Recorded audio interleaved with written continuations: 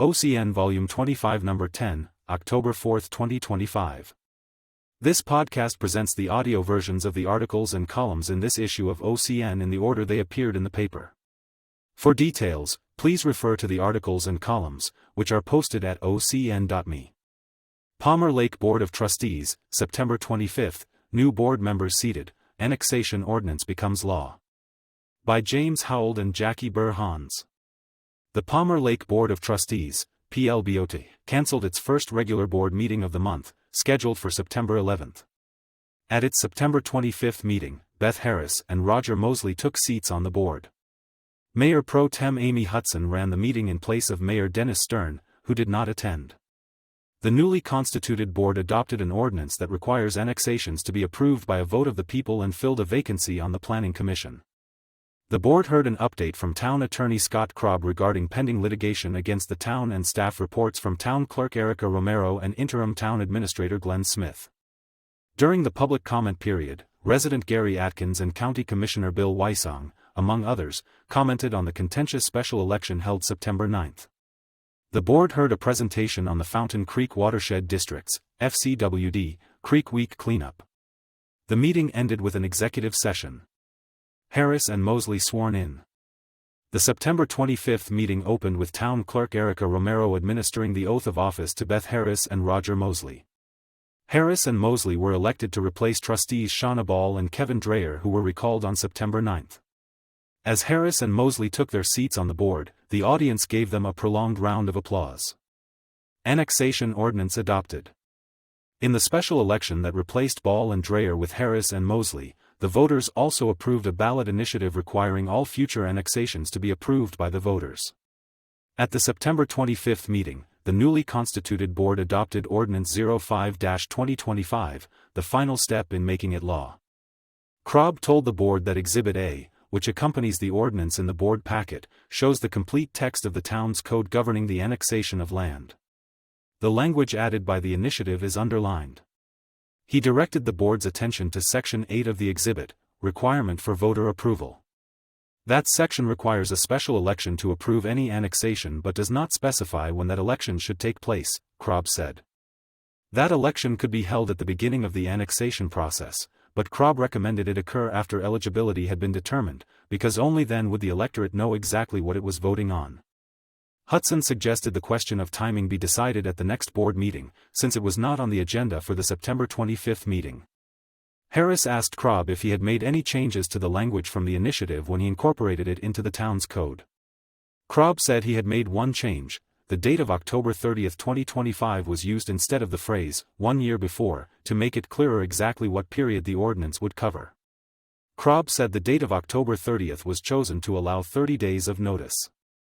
The board voted unanimously in favor of the ordinance. Planning Commission vacancy filled. Hudson told the board that the Planning Commission had recommended Rich Kuester for its vacant seat at its September 17 meeting. Kuester said he had lived in Palmer Lake for 49 years, came from a family that values public service, had served as the town's fire chief and had also served 2 terms on the board, leaving it in 2017. Harris asked why he was interested in serving on the Planning Commission, and Kuester said he was prepared to interpret the town's master plan and municipal codes and make good decisions about land use.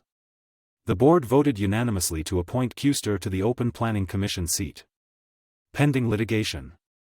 Krob told the board there were 2 pending lawsuits against the town, one filed by Integrity Matters, a watchdog group in Colorado Springs, and the other by Mosley and Martha Brodzik. In the Integrity Matters lawsuit, a motion to dismiss has been filed by the Colorado Intergovernmental Risk Sharing Agency, CIRSA, the organization that insures the town. That suit is waiting on a decision from the judge, Krob said. A motion to dismiss has also been filed in the lawsuit brought by Mosley and Brodzik, Krob said. That suit has been fully briefed and is waiting for a decision from the judge. Krob told the board that Buc-ee's is still moving forward with its annexation request, which will be voted on by the board at its meeting on October 2. The Chin annexation request has been placed on hold by Todd Messenger, the United Congregational Church's lawyer.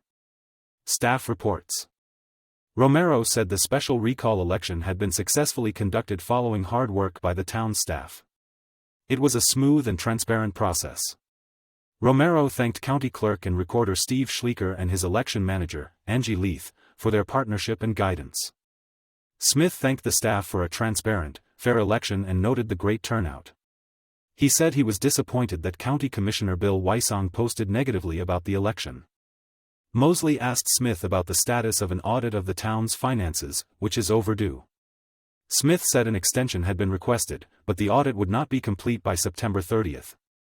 Smith said he expected the audit to be complete by mid-October, adding that when the outstanding audit was complete, he would publish a request for proposals seeking a new auditor. Public comments. Atkins told the board he was a 50-year resident of the town and had served on the Planning Commission and on the Sanitation District Board. He asked the board to cut the town's financial losses regarding the annexation request from Buc-ee's. He pointed out that Mayor Glant Havener had been forced to resign, 2 board members had been recalled and replaced, and another board member had avoided recall by being appointed as mayor. These things proved the town did not want the proposed Buc-ee's travel center, Atkins argued, and he asked trustees and the mayor to resign if they could not support the town's decision. His comments were met with applause. Wysong congratulated the 2 new board members and said that before the election, he said elected officials are required to vote and work for their constituents. He noted that Smith objected to those remarks but said an overwhelming number of people asked for his support. He said he had asked the office of the county clerk and recorder to help the town with the election and was pleased with the accountability and transparency. Creek Week cleanup. Mary Wilson, FCWD's outreach coordinator, gave the board an overview of the organization and the watershed. FCWD's mission is to be good stewards of the watershed and to protect, restore, and sustain it. FCWD was established by the state in 2009, she said, and had completed 22 restoration projects with more on the way. Its funding comes from Colorado Springs Utilities. The watershed is 92 square miles, Wilson said, crossing 2 counties and containing 8 municipalities, with Palmer Lake at its northern boundary, Pueblo at its southern boundary and including Green Mountain Falls and Pikes Peak. It is the second most studied watershed in America, and one of the most erratic, she said. Fountain Creek was once ephemeral, that is, flowing intermittently, but now flows continuously due to the amount of building that has happened. Erosion is an ongoing problem, as the elevation changes from 14,115 feet to 4,695 feet over 71 miles. Following Wilson's remarks, Hudson read a proclamation recognizing Creek Week 2025, which declared September 27 through October 5 as Creek Week. On September 27, a group of volunteers met at Glen Park to remove brush from the banks of Monument Creek. See the snapshot section on page 21. Executive Session. The meeting ended with an executive session to receive legal advice on a possible amendment of a sale agreement between the town and 215 LLC.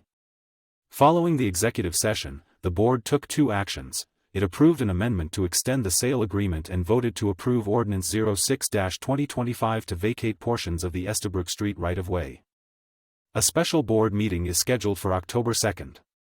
See the town's website at www.townofpalmerlake.com to confirm times and dates of board meetings and workshops.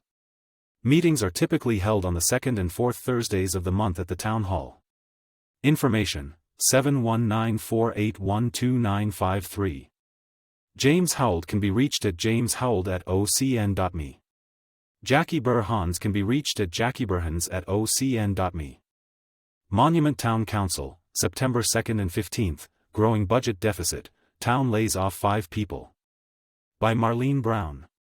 On September 2nd, the Monument Town Council had its regular meeting for 9 minutes and then adjourned the meeting and began the post-study session to discuss the proposed preliminary budget for 2026.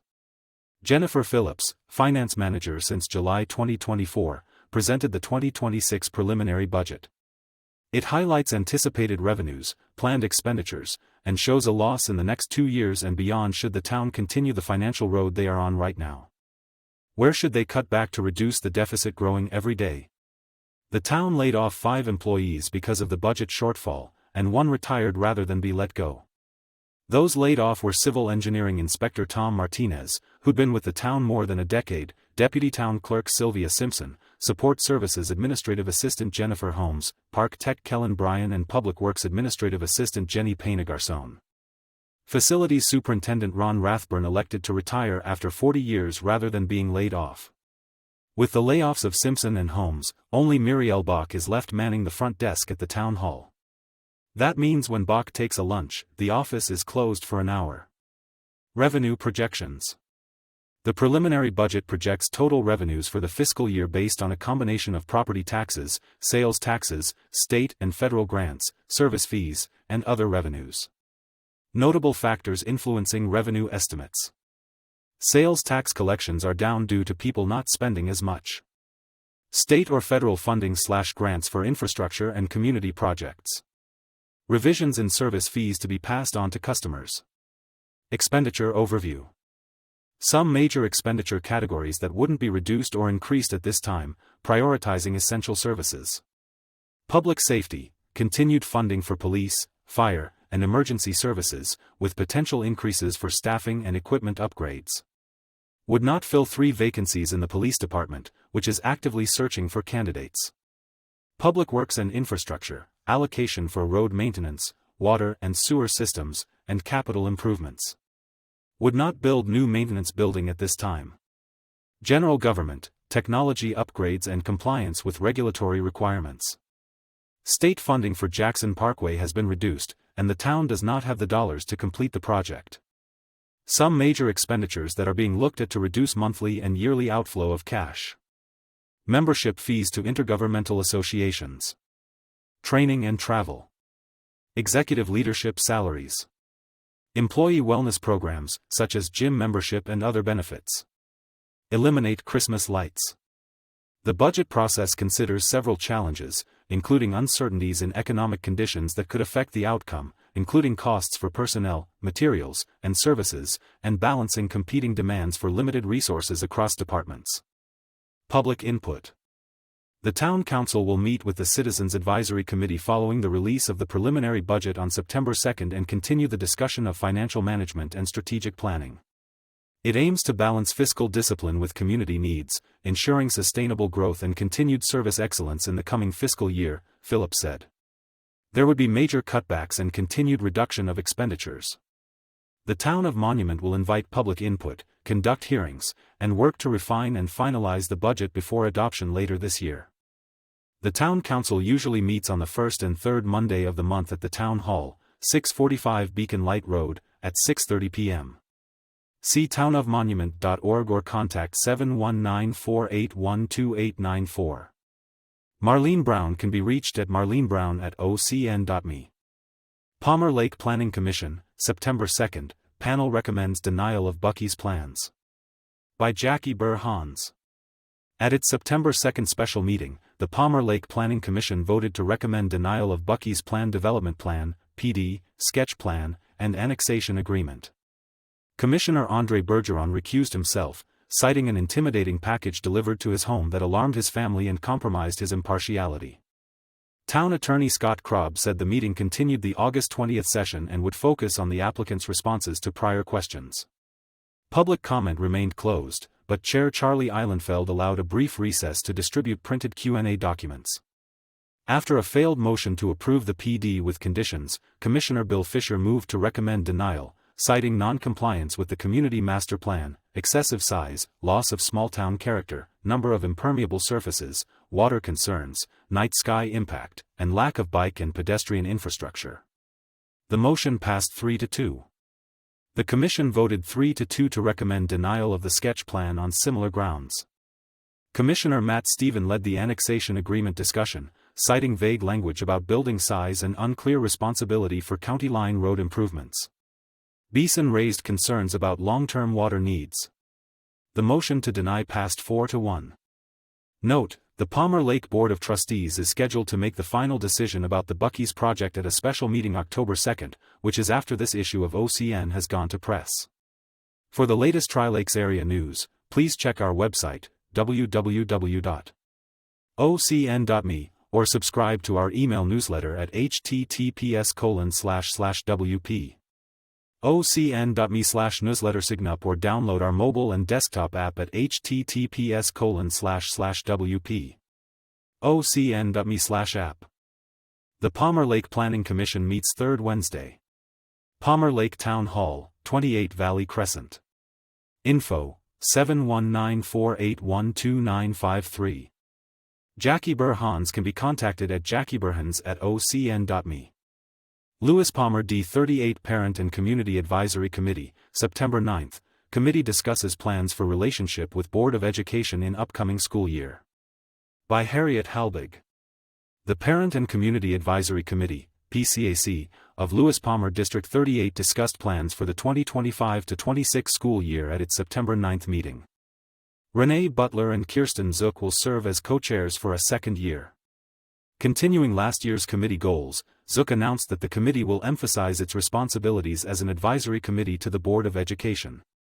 Last year's meetings emphasized providing information to members, while this year will emphasize group discussion. This will involve increased interchange between the board and PCAC throughout the year with respect to the district's strategic plan and activities such as the election of 2 new members of the board. In support of this goal, Zook announced that there will be a member of the board at each PCAC meeting and encouraged committee members to attend board meetings in person or view the live stream to be up to date on board discussions and priorities. Board President Tiffany Upchurch explained resources available to members on the district website. These include the live stream of meetings and board docs, which provides PowerPoint presentations from board meetings. At this meeting, members were provided with a list of board goals based on the district's strategic plan. Some examples are: provide safe and healthy schools, create a cell phone policy, balance learning and technology with mental health needs, and complete at least one physical security or safety innovation by September 2026. Maintain academic excellence by ranking in the top 10% of districts in Colorado, and elevate student experience with the Career and Innovation Center by planning for Phase 2 pathways.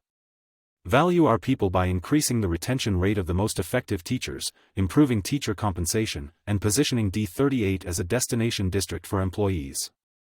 Operations and facilities planning to include developing a master plan for the district's downtown property and for a permanent home for the district's ages 18 to 21 transitions program. Demonstrate fiscal stewardship by continuing activity by the Financial Transparency Committee and creating a multi-year forecast, by April 2026, improving the efficiency of purchasing and implementation, and refining the process for the Adopt D38 program and the role of the D38 Foundation, by December. Improve relationships and communications by improving the website experience to make it accessible for all, by May 2026, elevate advocacy efforts with the legislature, by February 2026, and leverage board engagement with the schools and community by using a board evaluation process. An administration member with expertise in each priority was available to answer questions and assist with the discussion. The committee was divided into 6 tables, each of which would address a goal. After reporting on the individual discussions, members moved to a second goal for discussion followed by a voting process to determine which goals would receive priority attention during the school year. An example of discussion on Priority 4, Facilities Planning, was concern from a committee member that the Transitions program is unproductive. Chief Business Officer Brett Ridgway said that the Transitions program is currently housed in the Career and Innovation Center building but will have a permanent home in the downtown district campus north of the administration building. He also said that the structure to house the Homeschool Enrichment Academy will be in place in early 2026. Results of the voting will be reported at an upcoming meeting. Superintendent Amber Wetstein introduced a new organizational chart for the district to include Amy Ciankowski as the new Director of Innovative Programs and Michaela Vanderheiden as Human Resources Director. Former Human Resources Director Alicia Welch is now Executive Director for Education Services. A candidate forum for the Board of Education election was held on September 29, sponsored by the Tri-Lakes Chamber of Commerce and moderated by Matt Meister. The Parent and Community Advisory meets 6 times per year. Locations vary. The next meeting will be on Tuesday, October 14 at Palmer Ridge High School, 19225 Monument Hill Road at 6 p.m. A school tour will be offered at 5:30. For further information, please contact tmckee@lewispalmer.org. Harriet Halbig may be reached at harriethalbig@ocn.me. Monument Academy School Board, September 11. Board selects marketing firm, transfers funds. By Jackie Burhans. At its regular board meeting in September, the Monument Academy, MA, board heard a proposal from a second marketing firm and voted to transfer residual equity between its campuses. In addition, the board heard updates on academic achievement and the West Campus car line. Marketing firm selected: Audrey Kirchner, chief marketing strategist for Inkema, presented a marketing proposal for services in the 2025-26 school year. Kirchner discussed the strategic plan her team put together for MA, which includes goals to enroll 125 students by 2027 focused on the high school, to invest in athletics and a new gymnasium, to describe MA's unique program edge, and to take this strategy across multiple channels. Kirchner further spoke on developing a brand identity and messaging using story brands so MA's message stays unified. Multi-channel campaigns would include Facebook and Instagram toward parents, and Google, YouTube, and TikTok for students, she said. She anticipated seasonal campaigns around open enrollment, open houses, breaking ground, and opening the new facilities. Campaigns would include ads, email, social media, and placement on TV screens inside waiting areas, doctors' offices, coffee shops, etc. Inkema's content strategy would be video-based with parent testimonials and student spotlights, Kirchner said. She suggested student ambassadors for TikTok or YouTube Shorts to allow sharing of the student perspective. The website would be updated with the brand identity to highlight how MA prepares students with a call to action to schedule a tour. Inkema will boost visibility and usability via search engine optimization, SEO, and answer engine optimization, AEO, which uses artificial intelligence platforms. Kirchner said that Inkema was results-oriented and would report on key strategic outcomes while offering ongoing oversight and optimization. She said that Inkema was ready to move and set up a kickoff and implementation dates within 30 days. The board asked questions about the implementation timeline, noting the importance of the October count window, 5 days before and after October 1st, and the school choice decision timeframe. Funding depends on enrollment figures. Kirchner addressed questions about the feasibility of meeting the 125 student goal by 2027 and noted that the biggest challenge was the newness of the high school and the need to demystify charter schools.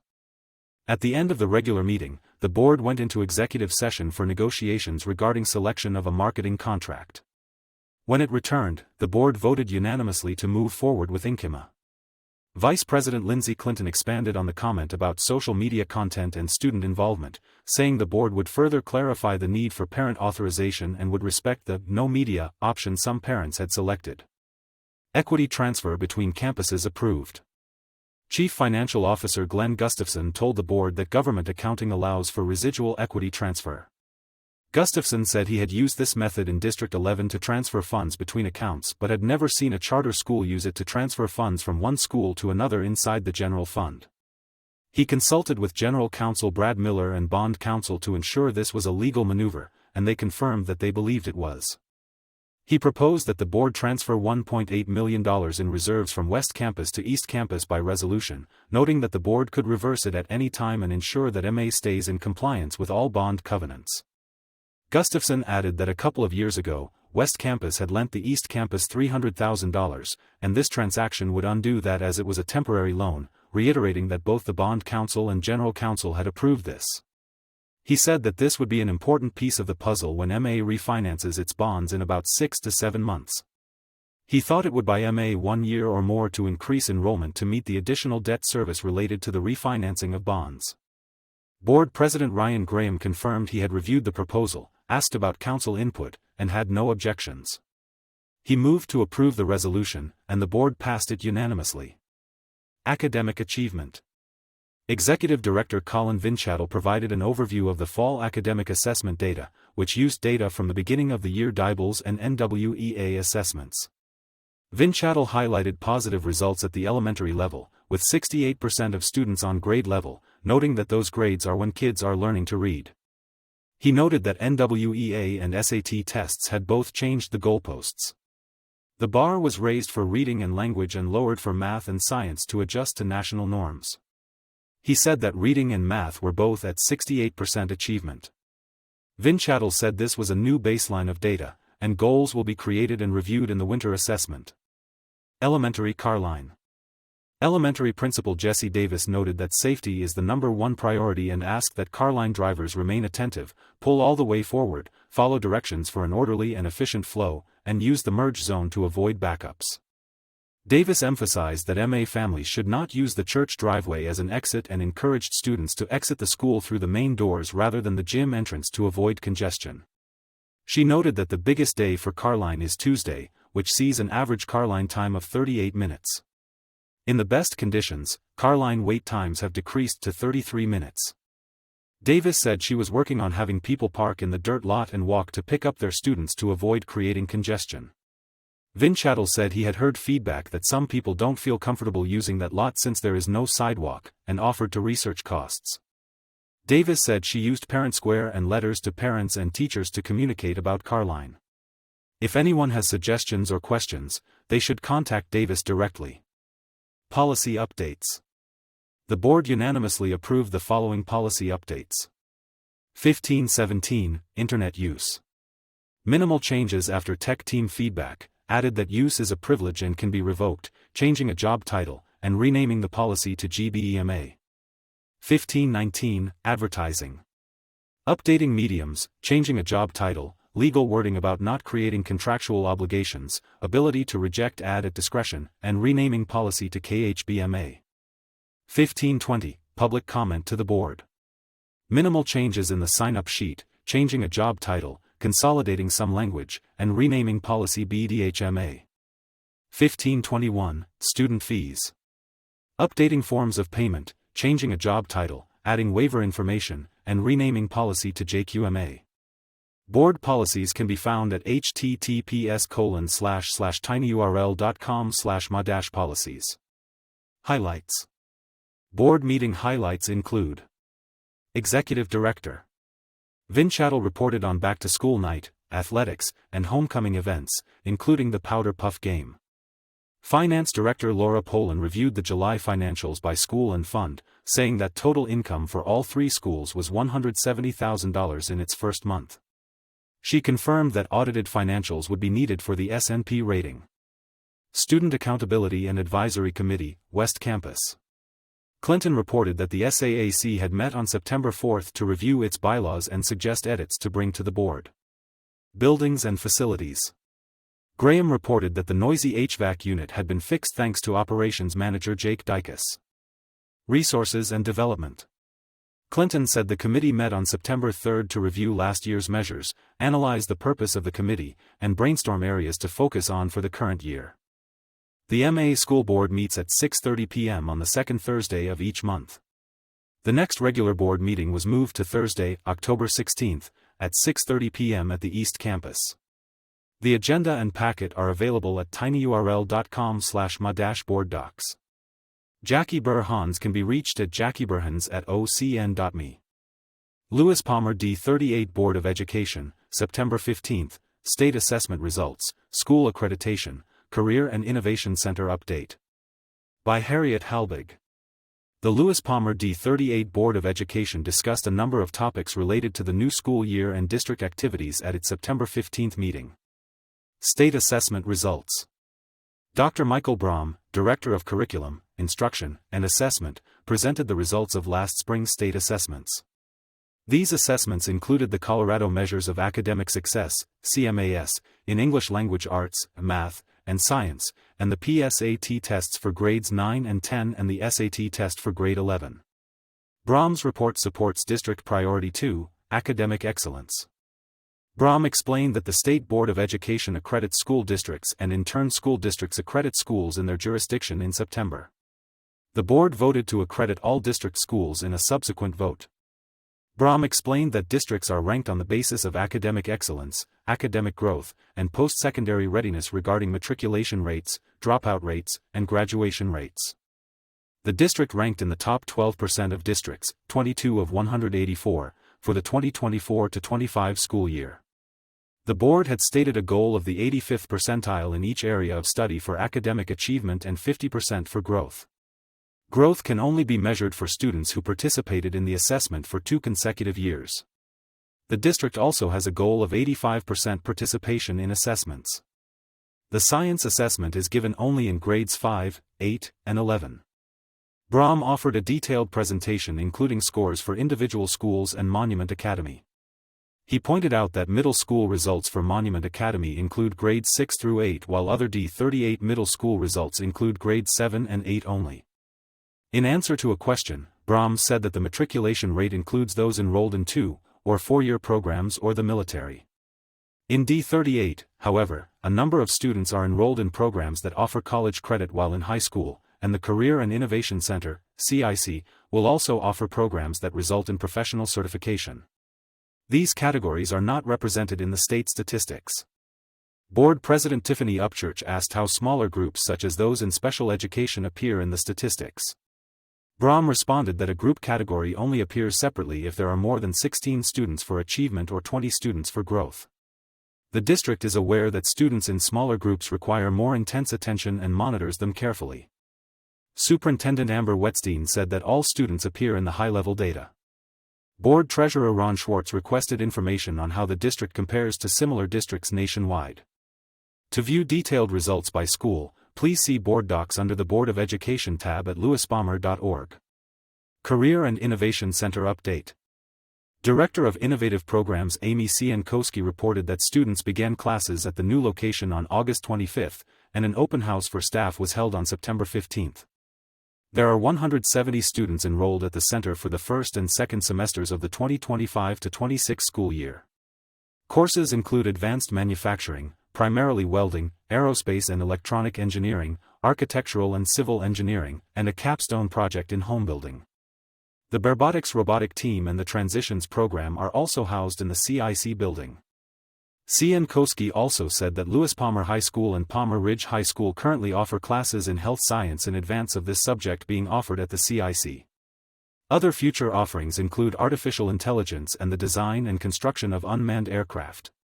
Representatives from Nunn Construction and Hollis plus Miller Architects were recognized for their contributions to the construction and redesign of the building, and district staff from many departments were recognized for their work in the final weekend before opening the center to students. A plaque naming all of those involved will be permanently displayed in the center. For further details on the recognitions, please see Board Docs. Financial Planning and Analysis. Chief Business Officer Brett Ridgway reported that September is a light month for his department due to the district calendar. The fiscal year begins July 1 and the student count is done around October 1. The district is preparing for the annual audit. A new feature of the financial planning process is a poster to be displayed at each school for that location's capital improvement priorities. Ridgway said that the principals appreciate having the graphic representation of priorities. When asked the number of employees in the district, Ridgway said 751 individuals are considered regular employees, those who receive a regular paycheck. This would include office staff, teachers, transportation, food services, and administration. In another category are stipend employees, such as coaches. Turnover figures include those who remained in the district but changed jobs. Announcement of candidates. Upchurch announced that 2 board seats are up for election in November. Tim Bennett is running for District 1, and Jackie Burhans and Ginger Schaaf are running for District 3. There will be a candidate forum on September 29, and all are welcome to attend and submit questions. The forum will be live-streamed on the lewispalmer.org website. Board Goals Approved.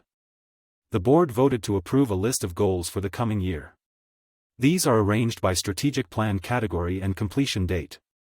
Please see Board Docs for the list. Upchurch suggested including the cost of each goal in the document.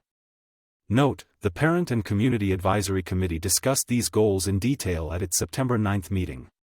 Please see the article about that committee on page 6. High School Student Representatives. Lewis Palmer High School seniors Caroline Anderson and Aidan Pepper attended the meeting. They showed a presentation about school activities, including homecoming and the annual Harvest of Love drive. The school fight song has been rewritten to be more inclusive. The original song referred to football, and the new version refers to trying your best, so it can be used in all gatherings, including those about academic excellence in addition to sports. Student representatives are welcome to participate in discussions and ask questions but are not authorized to vote as they are not elected members of the board. The Lewis Palmer D38 Board of Education meets at 6 p.m. on the third Monday of each month in the District Learning Center, 146 North Jefferson Street in Monument. For information, contact VWOOD@lewispalmer.org. Harriet Halbig may be reached at harriethalbig@ocn.me. Monument Fire District, September 24, Board vacancy filled, Training Tower and Wildland engine approved. By Natalie Barsh. At the Tri-Lakes Monument Fire Protection District, TLMFPD, DBA Monument Fire District, MFD, meeting on September 24, a vacant board seat was filled. The board approved the purchase of a training tower for the future Station 1 training center and the purchase of a wildland engine for 2026. The board received a workforce analysis presentation to help determine future staffing requirements for the next 5 years. The delayed 2024 audits and financial statements were accepted. A pinning on promotion ceremony was held before the meeting at the district administrative offices for 2 promotions. See photos on page 10.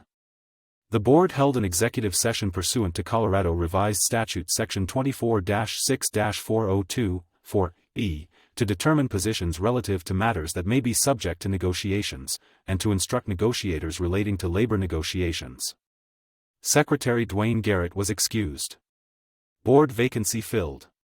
Treasurer Tom Kelly welcomed Andre Mouton as the newly appointed director to the board of directors. President Mark Gunderman welcomed Mouton and said he was glad he could enter the fray on short notice to fill the vacant seat left by Director Cody Peterson after he decided to step down for personal and professional reasons. Mouton said he has lived in the community since 2010, working with the district and the community through a local church group on fire mitigation and emergency management. He was an emergency manager at the Air Force Academy, now working on critical infrastructure protection and cybersecurity with the Department of Homeland Security. "I am excited to be a member of the team and serve once again," said Mouton. Training tower order approved. Division Chief of Administration Jamie Bumgarner requested the board approve a contract with Lone Star Tactical Buildings Construction for a 3-story modular training tower that can be extended to 4 stories in the future at the Station 1 Training Center. The 2025 budgeted training tower is estimated to cost about $1.4 million. The building requires permitting even though it will not be permanently occupied, he said. In a 6-0 vote, the board approved the contract for the training tower. Bumgarner said that all the facilities projects are moving along, and OZ Architects had won the Best Station Design Award from the Fire Industry Resource Organization for the design of the District Station 3 rebuild project. Wildland engine approved. Bumgarner requested the board consider approving a contract for Boise Mobile Equipment to build out a stock Type 2 Bighorn Edition 4-wheel drive engine, a structural 1,000-gallon per minute pump and roll capability, with a 750-gallon water carrying capacity. The expected delivery is the first or second quarter of 2026. The district's Type 3 Wildland engine is deploying and serves the district well, helping deployed crews gain wildland experience. The Type 2 Wildland Urban Interface (WUI) engine would remain in the district and be Big Brother to the existing Type 3 Wildland engine during deployments, said Bumgarner. Director Tim DeLeon said the Type 2 engine will be a great addition during adverse weather. Fire Chief Andy Kovac said impact fees are now allowed to be collected throughout El Paso County, but the district has not been spending enough of those collected fees. Some have been used to purchase land for future stations. He proposed exhausting those fees of about $600,000 collected impact fees and pay cash for the remainder, about $200,000, for the engine costing about $782,189. The apparatus purchase will be included in the 2026 budget. It is anticipated the apparatus will be assigned to Station 5, Highway 83, where wildland fire incidents are prevalent. The board approved the purchase in a 6-0 vote. Financial update. Treasurer Tom Kelly said the district is at 66.7% of the total budget year to date as of August 31, and presented the following. The combined overall revenue received year to date is about $20.744 million and 81.8% of the 2025 income projected annual revenue set at about $24.235 million. Overall expenses year to date are about $12.297 million and 53.1% of the projected expense budget set at about $18.764 million. The district had about $23.492 million in total checking/savings, about $14.500 million in operations/general fund. The balance will reduce significantly over the next 6 months before the property taxes are received in March 2026. Kelly said the district had received 99% of the property taxes for 2025 and about $17.8 million year-to-date. All 22 electronic transactions were appropriate and within budget, and of note were $10,676, OZ Architects, FS3 Training Center. $5,295, Mix Consulting, Workforce Analysis Study, partial payment. $118,470, PNC Equipment Finance, Tower Truck Annual Lease Payment. $156,887, Kaiser Permanente, Health Insurance. $9,400, Wex Bank Incorporated, Fleet Fuel. The board accepted the financial report as presented, 6-0. 2024 Audit Reports. Kovacs said the district had just received the 2024 audits and financial reports for MFD and Donald Westcott Fire Protection District from CBIZ, and the reports will be presented at the October meeting. There are no changes since the CBIZ auditor presentation in June, and the known deficiencies have been removed since first noted. The audit has taken about 6 months due to auditor leadership changes. Gunderman said the extended time to deliver the audits is unprofessional, and he and the other board members would understand if a different auditor was selected for 2026 to conduct the 2025 audit. In a 6-0 vote, the board accepted the 2024 audits and financial reports. Workforce Analysis Study. Melissa Rosbach, founder of Mix Consulting, attending via Microsoft Teams, presented the findings of the Workforce Analysis Study and said that during the study each job description was explored, and the future growth of the district was taken into consideration. The current load and span of control had led to required changes in a phased approach, said Rosbach. Rosbach recommended the following. Phase 1, adding 2 Community Risk Reduction Officer positions to assist with inspections and assist Division Chief of Risk Reduction Jonathan Bradley, who operates alone. An administrative specialist with cross-training in finance and human resources. Victoria Slater, recently hired to fill the accreditation officer position, could fill a public information officer, PIO, position in the near future. Phase 2, a facilities and fleet technician. 2 dedicated training officers to ensure consistency in training and relieve existing staff. And an educator to provide fire prevention and life safety education to the community. Phase 3, factors in the long-term organizational structure, and allows time to plan for the financial lift, adding a permanent PIO position, a data analyst position to support the accreditation manager, a community risk reduction permit technician/receptionist, an executive administrative assistant for clerical functions in support of the chief, and a full-time accountant. The district added a part-time bookkeeper in 2025. The district anticipates an increase in EMS calls and the need for a dedicated EMS battalion chief. Phase 1 meets the immediate needs for 2026, Phase 2 should be rolled out over the course of 2027 and 2028, and Phase 3 over the next 5 years, said Rosbach. Kovacs said state funding for the mandated WUI infrastructure property inspections is not available, and the district will enforce the inspections. During 2026 budget planning, the fee schedule will be adjusted to provide some funding for the new inspector positions. There is a state WUI board to ensure compliance. Emergency planner proposed. Kovacs said the Office of Emergency Management, OEM, has proposed providing an emergency planner working out of the OEM offices and be present during winter storms. The salary would be shared between the Monument Police Department and the district, paying $40,000 each for a total salary and benefits package of $80,000. Pumpkin Giveaway, October 25. The local 4319 Monument Professional Firefighters Annual Pumpkin Giveaway is scheduled for October 25 from 10 a.m. until 2 p.m. at the Clock Tower at Monument Marketplace, 15986 Jackson Creek Parkway. The local 4319 is collecting non-perishable food items for the Tri-Lakes Cares annual food drive. The community appreciation event includes live music and free candy. Administrative office move. The district administrative offices have permanently moved to 19775 Mitchell Avenue. Executive session.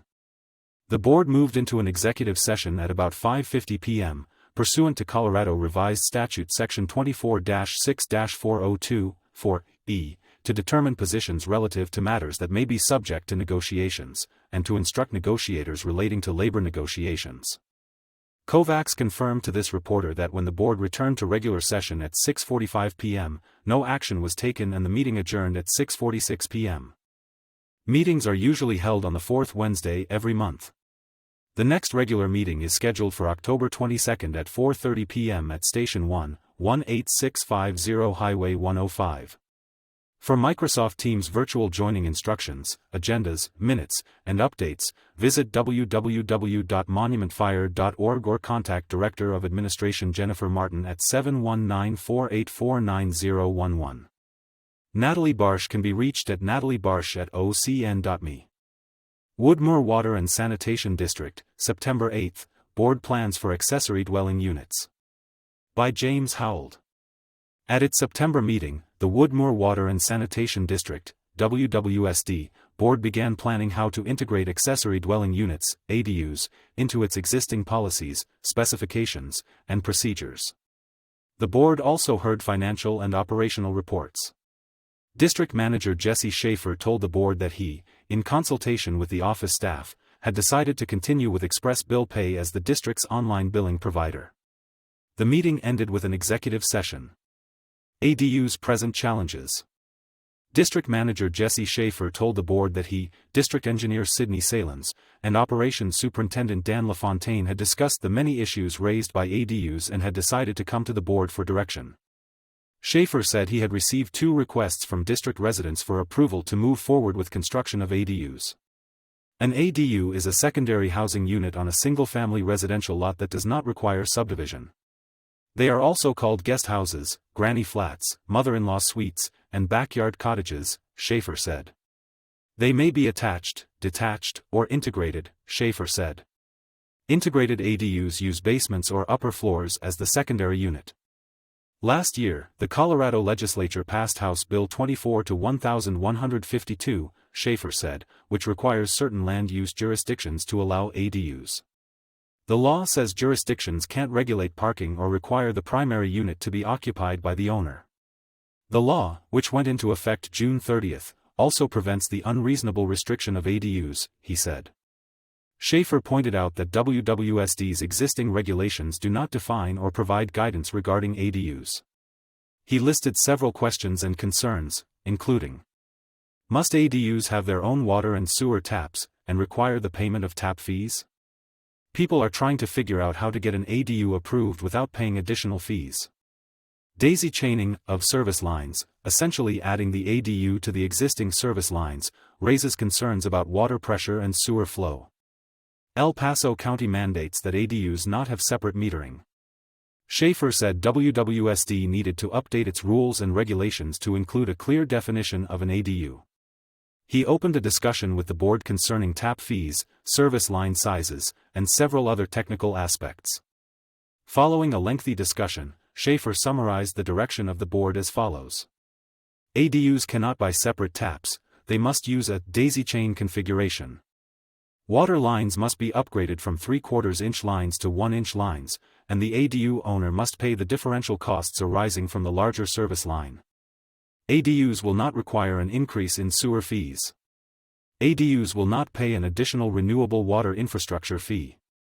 The volume tiers for ADUs will not change. Separate billing will not be allowed. Board President Brian Bush said he thought interest in ADUs would diminish once the costs were understood. Financial and operational reports. Director Roy Martinez gave the Board a financial report in place of Board Treasurer Dana Franson, who was excused from the meeting. Martinez said the district's finances are on track overall. Bush commented that revenue from water sales was lower than expected, but the water level in Woodmoor Lake was higher than expected. The Board voted unanimously to accept Martinez's report. In his operations report, LaFontaine noted that water usage in August was up over July, but still less than normal. Reduced usage contributed to the fact that the water level in the lake was 7 feet higher than expected. In her engineering report, Salins updated the Board on work being done on 2 water storage tanks. Preload, which is constructing a new concrete water tank, has finished construction and planned to start coating the tank on September 15. Cableco, the company hired to recoat the existing storage tank, was scheduled to begin its work on September 22. District to remain with Express Bill Pay. Schaefer told the Board that Express Bill Pay had fixed its problems with billing errors, and he and Office Manager Corey Lynch recommended remaining with that vendor instead of transitioning to Castle. Executive Session. The meeting ended with an executive session for the Board to receive legal counsel regarding potential agreements with the Loop Water Authority and Tallgrass Colorado Municipal Water LLC. No action was taken following the executive session. The next meeting is on October 13 at 1 p.m. Meetings are usually held on the second Monday of each month at 1 p.m. at the district office at 1845 Woodmoor Drive. Please see www.woodmoorwater.com or call 719-488-2525 to verify meeting times and locations.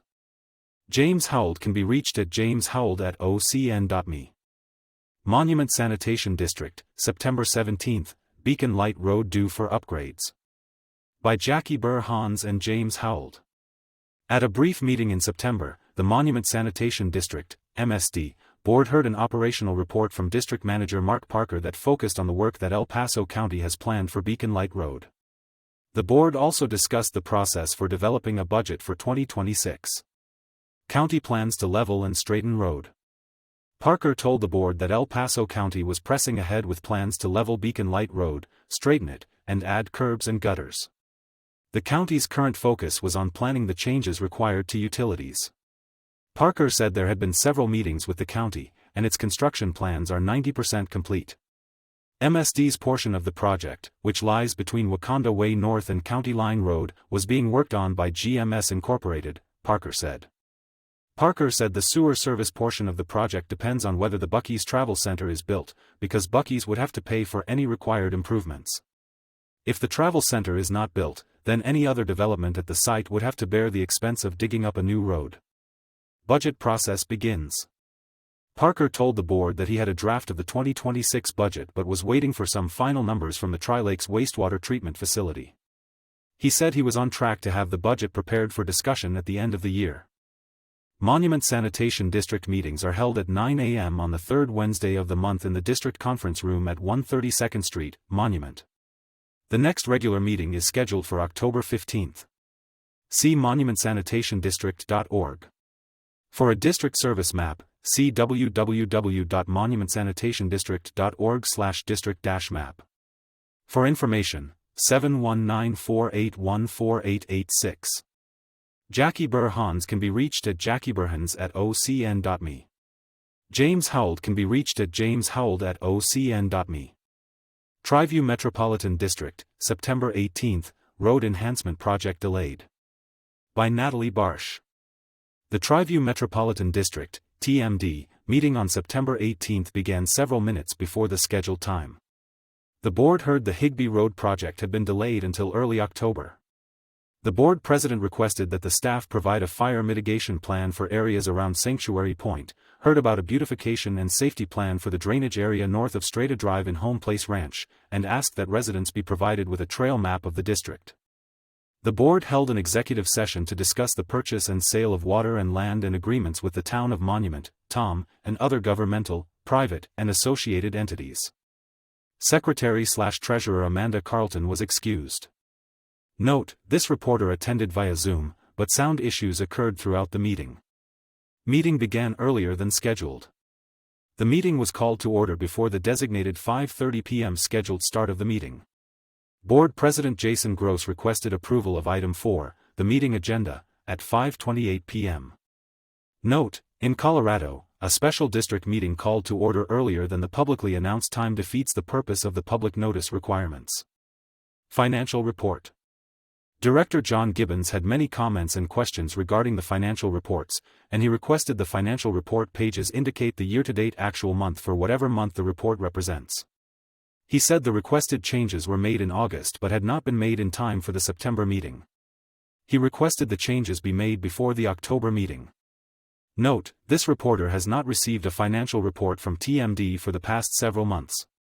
The board financial reports are available up to May 31, 2025 at https://triviewmetro.com. In a 4-0 vote, the board accepted the financial report and the checks over $5,000.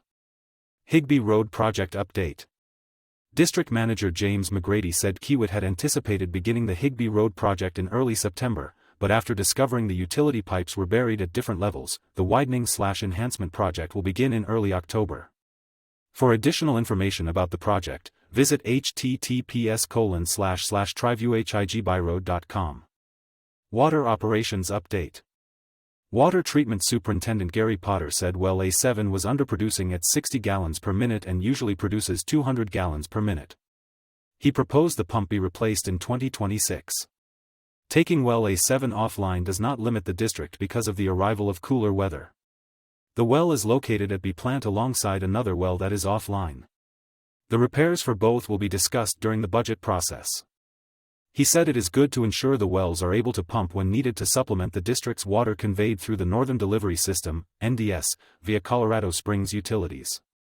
The district will be back to delivering 95% of the district's water through the NDS for the winter, said Potter. Water quality testing. Assistant Manager Steve Sheffield said the fourth set of water quality samples at the Stonewall Springs Reservoir Complex were taken in September.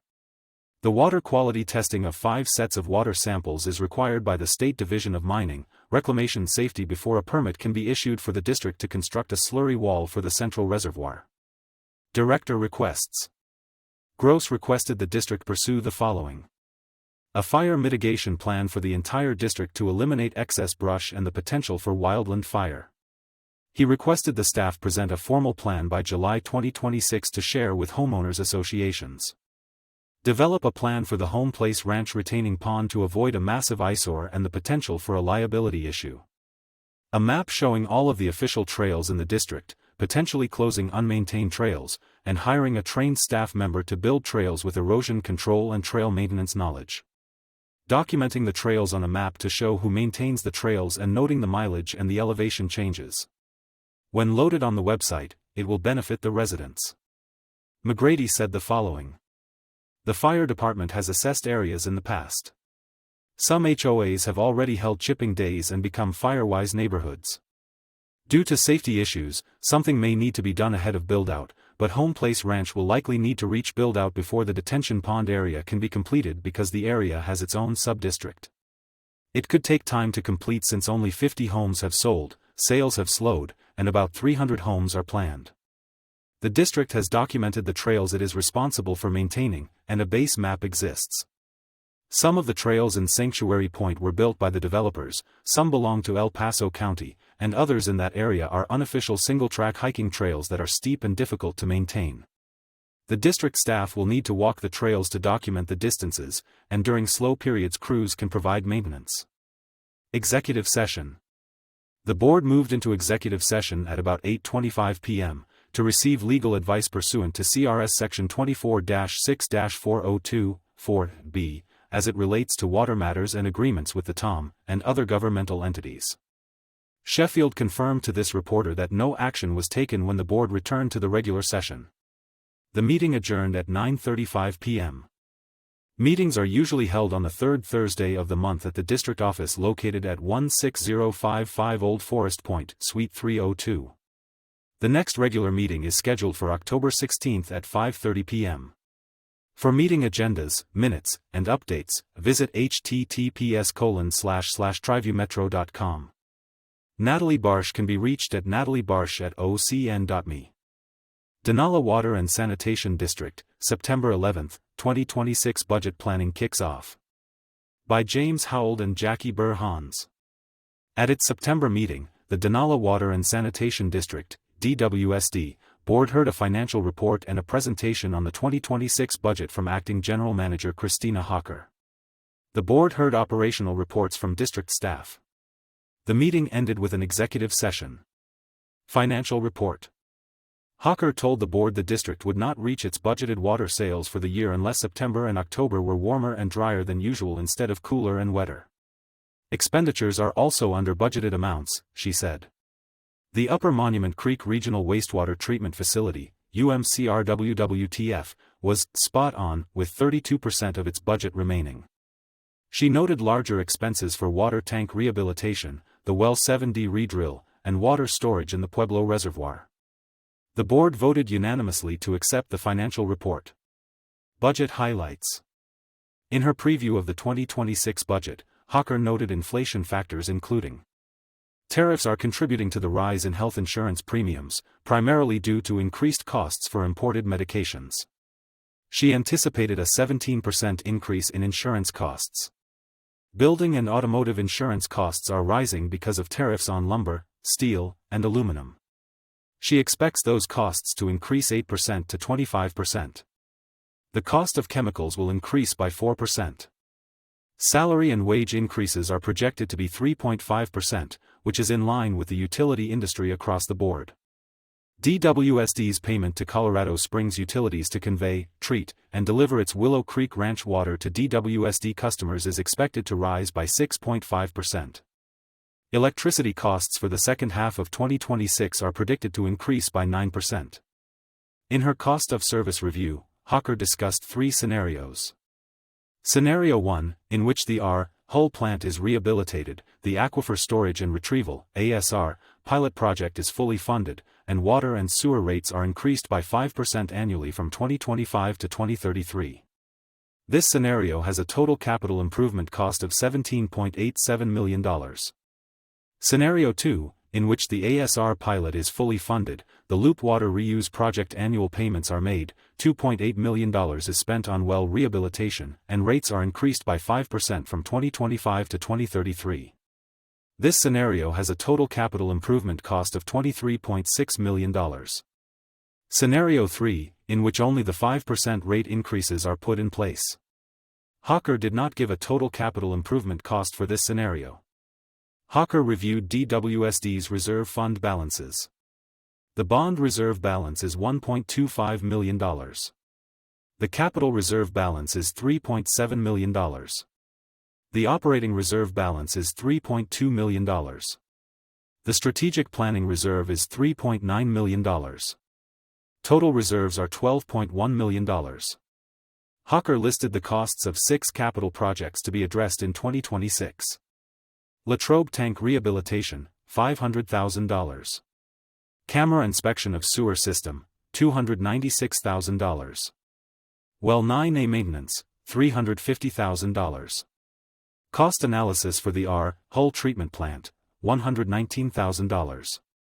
Laughlin Water Rights Legal Work, $73,535. Total costs, $1.6 million. Operational Reports.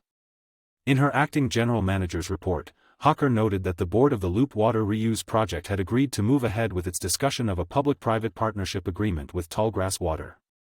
Public-private partnership agreements often involve the private party providing the funds to build a project and then receiving reimbursement, plus interest, from the operating revenue. Hawker also gave the board an update on the open house the district held on September 25 at the district's offices at 15850 Holbein Drive, adjacent to the newly redrilled Well 7D. Attendees saw highlights of the district's 2025 projects and met district staff. She said 100 people had RSVP'd for the event. See the snapshots section on page 21. In his water report, Superintendent of Water Operations Ronnie Wright told the board that the recoating of the west tank was almost complete, with only paint touch-ups, washing and disinfection, and a 24-hour rest period yet to be completed. Waste plant operator Aaron Tolman told the board that all wastewater measurements were well within limits. He commented on district staff encountering people camping under the train trestle bridge near the UMCRWWTF, and said the El Paso County Sheriff's Office had been contacted. Executive Session. The September meeting ended with an executive session for the board to confer with the district's attorney on workplace complaints. After the executive session, the board returned to open session and voted to reaffirm the president and vice president's authority to liaise with general counsel on legal matters on behalf of the board. The next board meeting is on Thursday, October 16 at 1:30 p.m. Generally, board meetings are held on the third Thursday of the month at 1:30 p.m. and include online access. Call 719-488-3603 or access www.donalawater.org to receive up-to-date meeting information. The district office is located at 15850 Holbein Drive, Colorado Springs. James Howell can be reached at jameshowell@ocn.me. Jackie Burhans can be reached at jackieburhans@ocn.me. El Paso County Regional Loop Water Authority, September 25, contract for reservoir expansion design awarded. By James Howell. At its September meeting, the El Paso County Regional Loop Water Authority, EPCRLWA, or the Loop, Board awarded a contract to design the expansion of the Calhoun Reservoir. Corbin from and Company. LLC, reported on the Loop's finances. Finally, the board decided to discontinue their monthly workshop meetings. CDM Smith to design reservoir expansion. Patricia Hutchinson, a civil design engineer with Merrick & Company, who is acting as the Loop's workflow manager and coordinating the work being done by the consulting and engineering companies contributing to the project, told the board that 2 companies had been interviewed on October 10 for the role of designing the expansion of the Calhoun Reservoir, where water diverted from Fountain Creek will be stored before being delivered to customers in the participating water districts. She recommended the board award the contract to CDM Smith, which had proposed to do the design work for $426,000. CDM Smith's proposal included a geotechnical survey, she said. Board President Jesse Schaefer moved to award the contract to CDM Smith, and the board voted unanimously in favor. Financial matters. From told the board that invoices totaling $199,000 had been received in September. The board approved paying the invoices. In his financial statement, From said his company was waiting to receive reimbursement from the El Paso County Board of Commissioners, EPBOC, for the Loop's first quarter expenses. A reimbursement request for second quarter expenses had been submitted to the EPBOC. The Loop had spent 9% of its budget for 2025, From said. From told the board he expected to have a draft of the 2026 budget ready by October 15. Workshop meetings discontinued. Schaefer asked the board if the monthly work sessions were still needed. Assistant Secretary Dan LaFontaine said there were too many meetings, and some regularly scheduled meetings were less effective because the attendees from the consulting and engineering companies varied from meeting to meeting. The board decided to discontinue the meetings. The next regular meeting is scheduled for October 16 at 9 a.m. Regular meetings are held on the third Thursday of each month at 9 a.m. at the Monument Town Hall at 645 Beacon Light Road. Please see loopwater.org or call 719-488-3603 to verify meeting times and locations. James Howell can be reached at jameshowell@ocn.me. El Paso County Board of County Commissioners, September 2, 9, and 23, County approves park services. By Marlene Brown. The El Paso County Board of County Commissioners, BOCC, met on September 2 on the procurements and contracts consent calendar. The board voted on approval of Matrix Design Group to provide construction management services for the Fox Run Regional Park Pond and Gazebo Renovation Project, for the Parks Department. The project area is about 4 acres in the northern section of the park. The area includes parking areas, trails, a gazebo, an amphitheater, 2 ponds, and a small building containing 2 restrooms and a meeting room, currently called the Warming Hut. The project will include reconstruction of the existing gazebo and improvements to the amphitheater to ensure access according to the Americans with Disabilities Act, ADA. The 2 ponds will be dredged and fitted with a synthetic pond liner. The contract for Matrix is not to exceed $37,000. The project's total is $244,175. Commissioner Holly Williams made a motion to approve Matrix's contract, and it was approved 5-0. At the meeting on September 9, a proclamation was approved recognizing September 11 as Patriot Day and a National Day of Service and Remembrance 2025. Also, a proclamation was approved recognizing September 17 as Constitution Day and Citizenship Day 2025. The board encourages residents of El Paso County to show their appreciation for the Constitution by studying and educating the younger generation on the importance of the system of government the Constitution helped to create. Both proclamations were approved 5-0. On September 23, the board considered 2 resolutions. One was a proposed intergovernmental agreement regarding compliance and stewardship of certain parcels of the new Santa Fe Regional Trail. El Paso County owns and maintains the new Santa Fe Trail between Baptist Road and the town of Monument. An adjacent landowner requested 2 crossings of the trail to service the Santa Fe Park development, 2 vehicle crossings, and 2 pedestrian crossings. Approval to modify the regional trail must come from the National Park Service, El Paso County, and the town of Monument, so an intergovernmental agreement regarding compliance and stewardship of certain parcels was needed. The other was the approval of a special warranty deed for the portion of the trail mentioned in the first resolution. The county owns the land and deeds to the town of Monument for maintenance and compliance regarding development. Both resolutions were approved 4-1. Holly Williams was absent. BOCC meetings are normally held on Tuesdays at 9 a.m. at the Centennial Hall Auditorium, 200 South Cascade Avenue, Colorado Springs.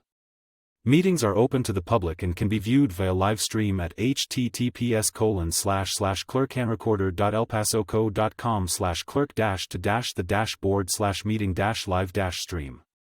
Marlene Brown can be contacted at marlenebrown@ocn.me. Fox Run Nature Center on hold. By Marlene Brown. The El Paso County Parks Department announced on September 2 that the Fox Run Nature Center project has been put on hold. A strategic decision was made due to the current economic environment, said Todd, executive director. The project began in 2013 when it was identified in the El Paso County Master Plan as a need in the community, and again in the 2021 Master Plan. While El Paso County remains in a strong financial position, we recognize the same is not true for many in our community, said Majors. The economic changes of the past year, rapidly rising material costs, supply chain issues, and the enormous financial needs of the nonprofit community competing for limited grants and funds, led the Parks Department to the decision, Majors said. Marlene Brown can be reached at marlenebrown@ocn.me. Northern El Paso County Coalition of Community Associations, September 13, county officials give updates. By Marlene Brown. The Northern El Paso County Coalition of Community Associations, NEPCO, held its general membership meeting on September 13. President Mike Aspenson acknowledged the member homeowners associations, HOAs, in the room. There were 22 HOAs represented of the 49-member HOAs, and guest speakers Megan Harrington and Jack Ladley. Aspenson announced that the board elections will be held at the next meeting in November. 4 positions are open. Harold Larson, member-at-large, will head the nomination committee. For more information and to discuss possible board positions, email info@nepco.com. Guest speakers. Harrington, Executive Director for Planning and Community Development for El Paso County since January 2024, has over 20 years of experience in various roles in planning and development. She was Planning Department Director in Monument for a year, starting in June 2021.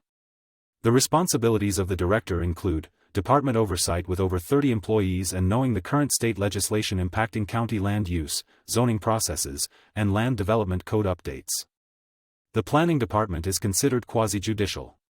When dealing with zoning codes and land development, there are processes to deal with. It proceeds from a notice to a fair hearing to an evaluation of factors that pertain to the proposed use to decision-making. Some of the legislation in the state Senate that pertains to code includes wildland fire protection and mitigation and structure hardening requirements including roofing, gutters, and vents. Regulations regarding materials used, retaining walls and fences, and trees and plants are followed. Trees and plants should be away from structures because they can become fuel for fire. In May 2024, the update of the Land Development Code, LDC, began. In 2024-25, researching the old code and implementing new code led to a draft of LDC. Starting in September through February 2026, the draft will be available for public review, with adoption of the new LDC sometime in spring 2026. To look at the updates and/or participate in the Land Development Code project, go to www.elpasocountyldc.com. Ladley, Executive Director of the Public Works Department, has been with the county since 2021. He has been Deputy Director and Interim Director since October 2024 and became Director in July 2025. He is a 25-year veteran of the Air Force and has 38 years combined military and public sector experience in infrastructure and operations. Ladley oversees the Highway Division, Engineering, Fleet Management, and Resource Management, focused on budget management and procurement, and the Customer Service Division. Some of the projects his department is currently working on. Highway 105, a roadway widening from Woodmoor Drive to Lake Woodmoor Drive. Highway 105B widening improvements, Lake Woodmoor Drive to Martingale Road. Beacon Light Road improvements, South Phase, Wakanda Way to Bricker Road. Deer Creek/Base Camp/Microscope Road improvements. Furrow Road from Highway 105 to Minglewood Trail. Struthers Road/North Gate Boulevard drainage. Woodmoor Drive and Lake Woodmoor Drive intersection improvements. Baptist Road/Hodgen Road and Roller Coaster Road intersection improvements. To report road damage or other county-related issues such as mowing needed, drainage maintenance, trash removal, or dead animal removal, go to www.citizenconnect.elpasoco.com and create a service request. NEPCO usually meets bi-monthly at the barn, 1691 Woodmoor Drive, Monument. The next general membership meeting will be on November 15, 10 a.m. to noon. After the board election, the guest speakers scheduled are County Commissioners Holly Williams, District 1, and Bill Wysong, District 3. For more information about HOA membership in NEPCO, email membership@nepco.org or go to www.nepco.org. Marlene Brown can be contacted at marlenebrown@ocn.me. Woodmoor Improvement Association, September 24, Prairie Dogs Remain, Winter is Coming. By Jackie Burhans. The Woodmoor Improvement Association, WA, board met on September 24 to hear residents' concerns about prairie dogs and to discuss preparing for upcoming winter conditions. Prairie dogs. 2 residents came to discuss the prairie dog situation on the south side of the preserve.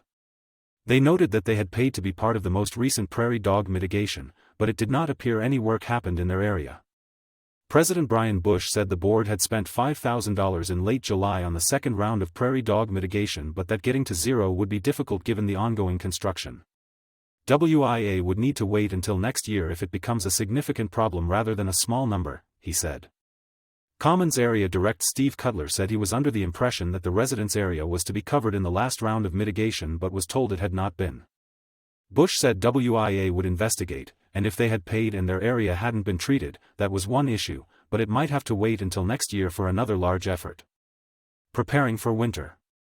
Community Outreach Director Rick DePaiva noted that Jack Hadley, Executive Director of Public Works for El Paso County, had shared a snowplow tracking dashboard at the September 13 Northern El Paso County Coalition of Community Organizations, NEPCO, meeting. See the dashboard at http://publicworks.elpasoco.com/snow-removal. Public Safety Director Brad Gleason noted that there would probably be snowfall before the next WIA meeting in October. He reminded residents that all roads in Woodmoor are the responsibility of El Paso County Public Works rather than WIA or Woodmoor Public Safety, WPS. Forestry Director Jason Hen advised that now is a good time for residents to walk their properties and clear scrub and slash, because the area will start to see heavy snows that may break branches. Highlights. Secretary/Community Outreach. DePaiva said that NEPCO thanked WIA for use of the barn for its meetings and hosted Executive Director of Planning Megan Harrington as well as Hadley. Harrington and Hadley presented their respective areas. The presentation is available on the NEPCO website. Contact WIA for login information to see the presentation. Treasurer Bush, speaking for Treasurer Pete Giusti, said income was better than expected, and expenses are at 65%. He noted that Homeowners Association, HOA, Administrator Denise Caliero was working on next year's budget with WPS Chief Kevin Nielsen. The budget will be presented in October and adopted at the November meeting. HOA, Caliero said the previously approved signs saying Woodmoor is patrolled 24/7 were installed. Covenants, Director Jennifer Davis reported 147 covenant items in August and 3 unfounded complaints. She noted 16 HOA checks and 1 hearing in August about an open fire. Davis reported on the follow-up with the residents reporting issues with a short-term rental, STR, owners have applied for a permit and discussed the issue of jurisdiction. Bush said WIA will continue to regulate STRs for any nuisance complaints and could rescind the permit. Public safety, Gleason noted that there is still fire danger as things grow and dry out, asking residents to be mindful. Nielsen confirmed that WPS adjusts its patrol in response to reports of issues in other communities. Architectural Control, Director Ed Miller reported 38 project submissions, including 31 approved administratively and 6 by the Architectural Control Committee. Year-to-date there have been 323 projects, which is a 24.9% decrease from last year. Projects have been approved at a 98.8% rate. Forestry, Han said WIA completed 9 forestry and firewise visits. He noted that WIA is working with a new state forester and must train them in how to process packets. The mitigation grant is ready for state inspection, but a review of current conditions must be completed before an application can be approved. Processing has been delayed by statewide fires, which have required all hands on deck. Common areas, Cutler said the common areas tree maintenance was complete on the 3rd week of August and the second mowing would occur the 2nd week of October. Davis noted that there had been spillage from the Well 12R site in the South Preserve, and Bush said that Woodmoor Water and Sanitation District had a restoration plan.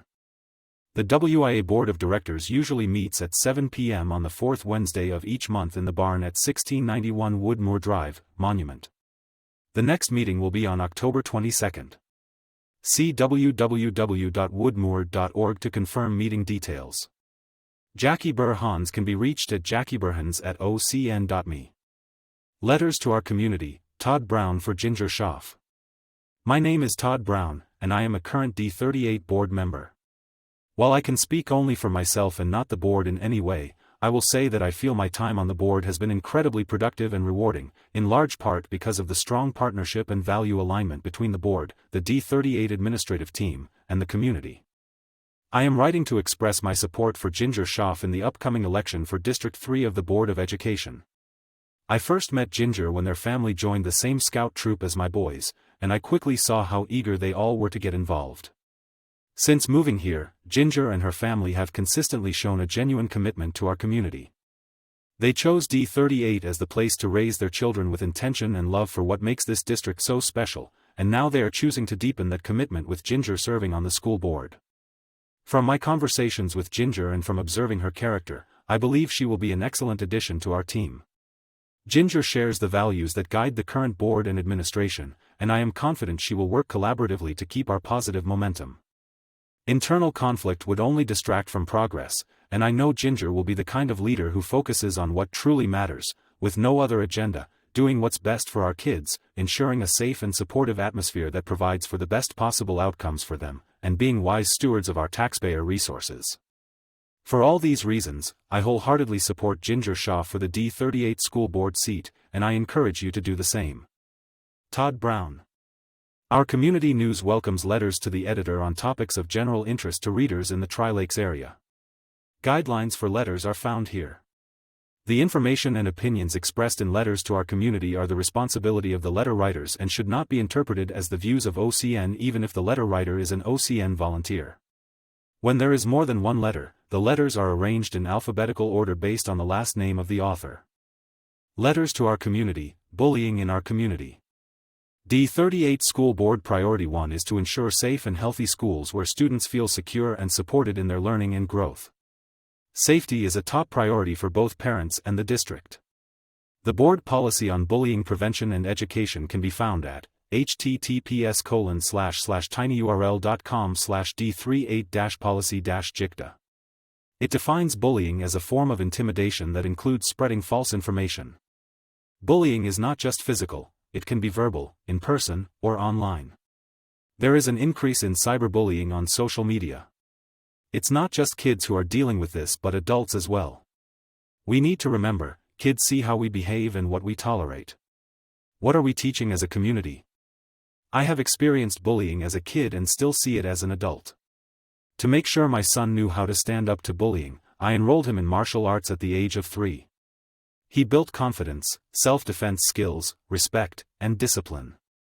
Once he was old enough to have online access, I leveraged school and community resources to teach him about being cautious about sharing personal information online and to use critical thinking about how to spot falsehoods, conspiracy theories, and cyberbullying. We set and periodically review our security settings on social media to a level of privacy that is right for our family. As an IT professional, I recommend good cybersecurity practices. Whenever I see bullying, I choose to stand up, not stand by. I speak out at board meetings, online, and in person. I stand between bullies and their victims. As a school board or community member, I will always stand up. I hope that more community members will join me. Here are some good resources for kids and adults. https://www.safewise.com/resources/internet-safety-kids. Jackie Burhans. D38 School Board Candidate. Our community news welcomes letters to the editor on topics of general interest to readers in the Tri-Lakes area. Guidelines for letters are found here. The information and opinions expressed in letters to our community are the responsibility of the letter writers and should not be interpreted as the views of OCN even if the letter writer is an OCN volunteer. When there is more than one letter, the letters are arranged in alphabetical order based on the last name of the author. Letters to our community. Jackie Burhans is great for D38. As the D38 school board election draws near, I would like to share with the community why I support Jackie Burhans as the obvious choice to represent our wonderful school district. I met Jackie almost 20 years ago at a forum to educate the community about the challenges Colorado school districts face. Her comprehensive understanding of the complex funding formula and the many challenges facing Colorado schools was and is unmatched. Since that time, I have seen Jackie in action in our local school district. Not only was she an active parent in her child's schools, serving on school-based oversight committees and helping whenever necessary, she also took her knowledge to the district level, serving on many committees and as a key communicator in our community. Her long-term commitment to education and grasp of the important issues at the school and district level are exceptional. I had the opportunity to serve on some of these committees with Jackie and was always impressed by her professionalism, even-handed approach, and thoughtful consideration of issues and potential solutions. Her support for students, teachers, and staff was undeniable. Later I had the opportunity to hire Jackie at Tri-Lakes Cares and saw that same professionalism and passion carrying through to her work with our community. Public education is a foundational cornerstone of our American exceptionalism. We are all better when we have an educated public. Jackie recognizes the importance of a great school district to benefit our students, impact the value of our homes, and attract and retain vibrant community members and businesses. I challenge other candidates to demonstrate the same long-term, passionate volunteer commitment to our schools and community. Vote for Jackie. She will represent D38 with knowledge, thoughtfulness, and integrity. Julie Kime. Our community news welcomes letters to the editor on topics of general interest to readers in the Tri-Lakes area. Guidelines for letters are found here. The information and opinions expressed in letters to our community are the responsibility of the letter writers and should not be interpreted as the views of OCN even if the letter writer is an OCN volunteer. When there is more than one letter, the letters are arranged in alphabetical order based on the last name of the author. Letters to our community. Kettner's reply to Sellers. Regarding Ms. Sellers' response to my letter, she states, modern wild horses fill that old ecological niche, but neglects to point out that the horses that roamed North America 10,000 years ago competed with other large herbivores and had to avoid large predators. In addition to horses, the Miocene mammal faunas of North America were dominated by rhinos, such as teleoceras, a large variety of camels, extinct relatives of elephants called gomphotheres, bone-crushing borophagine dogs, and cat-like saber-toothed predators known as nimravids. American Museum of Natural History. Miocene mammals. Modern mountain lions will prey on horses where their habitats overlap, but horse populations have so far not been controlled sufficiently by natural predation. Wild horse population growing 18% annually, any forage on additional acreage would be quickly consumed. Perk. You can't drag them away. Another statement in the rebuttal is that a single horse eats about 5.5 tons of forage per year. I can agree with this number, but the idea that this amount of forage, not to mention the 5 to 15 gallons of water per day, can be consumed by horses, 70,000 plus horses on Bureau of Land Management lands alone, i.e., public land owned by all of us, without impacting native animal, elk, deer, bighorn sheep, pronghorn, etc., population seems implausible, at best. I do not purport to be a wildlife expert, but the experts have been discussing this topic for decades, and the consensus is that there are too many horses on our public land and their populations and range must be controlled, i.e., reduced, not expanded, if we want to have healthy populations of highly desirable native animals. One theme that was repeated over and over again was the sense of urgency and responsibility. If the current management policies continue, the impacts to fragile western rangelands, wild horses and burros, wildlife and their habitats, and humans will intensify, resulting in irreversible consequences. Terry Messmer, TWS member and director of the Berryman Institute at Utah State University, the Wildlife Society. Nathan Kettner. Our community news welcomes letters to the editor on topics of general interest to readers in the Tri-Lakes area. Guidelines for letters are found here. The information and opinions expressed in letters to our community are the responsibility of the letter writers and should not be interpreted as the views of OCN even if the letter writer is an OCN volunteer. When there is more than one letter, the letters are arranged in alphabetical order based on the last name of the author. Letters to our community, a dedicated advocate for D38 Board of Education.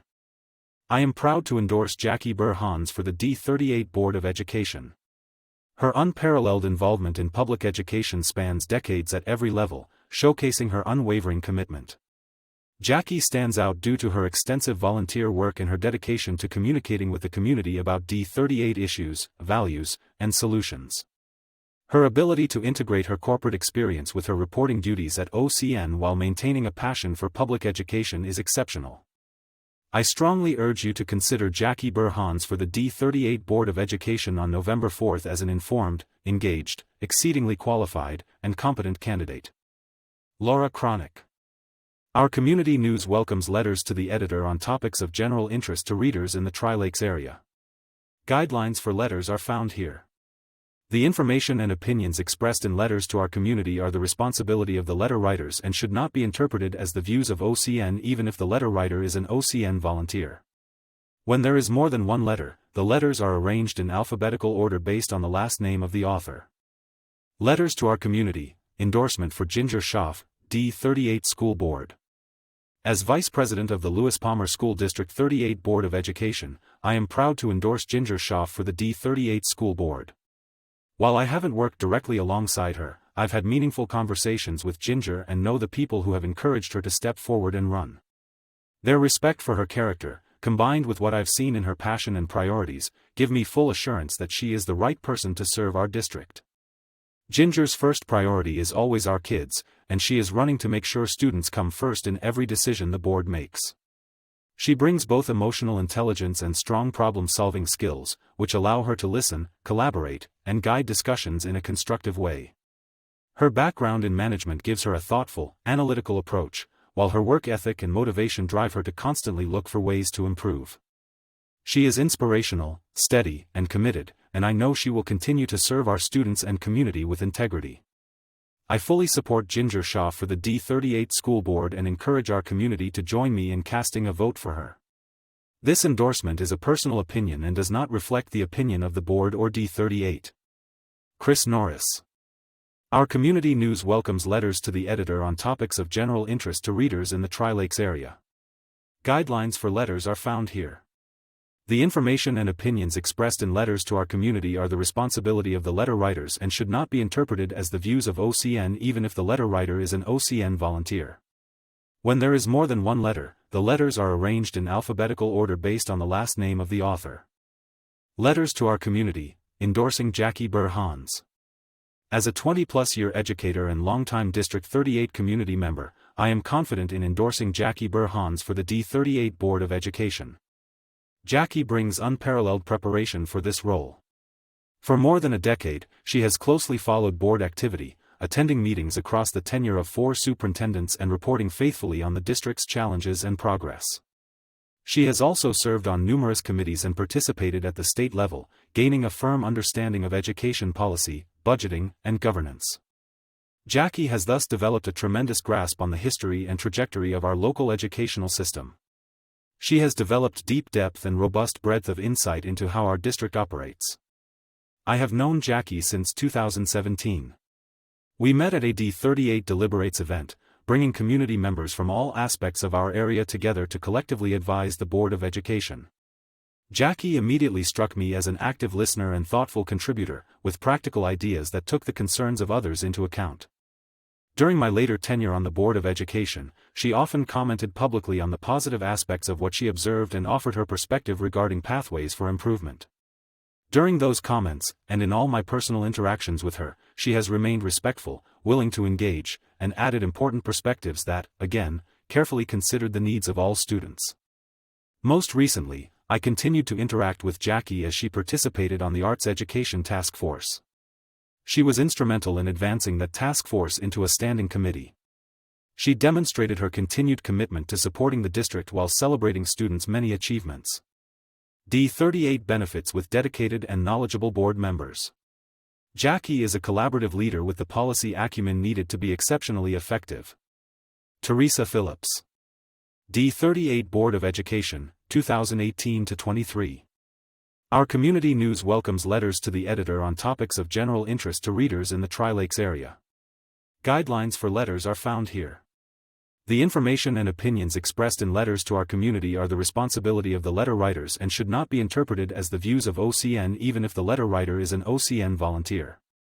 When there is more than one letter, the letters are arranged in alphabetical order based on the last name of the author. Letters to our community, letter of endorsement for Jackie Burhans. As a former member of the Lewis Palmer School District 38 Board, I had the privilege of seeing firsthand the kind of leadership, integrity, and commitment it takes to serve our students, teachers, families, and community well. It is from that experience that I am proud to endorse Jackie Burhans for our school board. Jackie brings exactly what our schools need right now: a clear vision for student success, a steady hand for decision-making, and a genuine dedication to listening to parents, teachers, and students. She understands that strong schools are the foundation of a strong community. I've watched Jackie engage with complex issues thoughtfully, ask the right questions, and keep the focus on what matters most, helping every student thrive. She also brings the kind of collaborative spirit that makes a school board effective, willing to lead when needed, but also eager to listen and build consensus. Serving on a school board is not easy work. It requires long hours, tough decisions, and a commitment to doing the right thing even when it isn't the easy thing. I am confident Jackie will serve with integrity and courage. For these reasons, I wholeheartedly support Jackie Burhans for the Lewis Palmer School Board and encourage you to join me in casting your vote for her. Rob Pike. LPHS Class of '93 and member of the board from 2008 to 2015. Our community news welcomes letters to the editor on topics of general interest to readers in the Tri-Lakes area. Guidelines for letters are found here.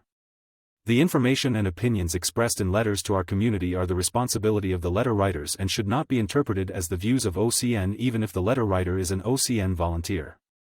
When there is more than one letter, the letters are arranged in alphabetical order based on the last name of the author. Letters to our community, vote for Jackie. I have run the District 38 chess tournament for the last 18 years. After each tournament, we have taken the winners to a school board meeting so that they could be recognized for their achievements by the members of the school board. At those meetings, I have learned that the most effective school board members are those who have extensive and lengthy ties to our community and our schools and are not there simply because they need something to do. Jackie Burhans has been in our community for 2 decades.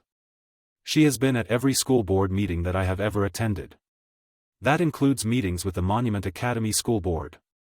She understands what is going on with our schools and will not have to learn on the job. Jackie is intelligent and compassionate and will do what is best for our children. She should be elected to the school board. Steve Waldman. Our community news welcomes letters to the editor on topics of general interest to readers in the Tri-Lakes area. Guidelines for letters are found here. The information and opinions expressed in letters to our community are the responsibility of the letter writers and should not be interpreted as the views of OCN even if the letter writer is an OCN volunteer. When there is more than one letter, the letters are arranged in alphabetical order based on the last name of the author. Between the covers at Covered Treasures Bookstore, reading is still fundamental. By the staff at Covered Treasures. The more that you read, the more things you will know. The more that you learn, the more places you'll go. The Cat in the Hat, by Dr. Seuss. Theodore Geisel wrote it in a way we all remember, condensing the 12 or more positive reasons why we should all read into an easily chanted rhyme. Reading improves vocabulary and language skills, reading enhances critical thinking and comprehension, reading increases imagination and creativity, reading supports academic success. Here are a few books for the young readers in your life. Science Factopedia, 8 to 12. By Rose Davidson, Britannica Books, $14.99. The 6th book in the best-selling Factopedia series, this is an enthralling and hilarious journey through the worlds of space, animals, engineering, numbers, machines, and more in 400 connected facts. Did you know the average human has about 10,000 taste buds? Old taste buds are replaced with new buds about every 2 weeks. Be smart about screen time, 6 to 10. By Rachel Bryan, Hatchet Book Group, $15.99. This comic-style book is a fun, accessible, kid-friendly guide to safe, healthy, and productive screen time.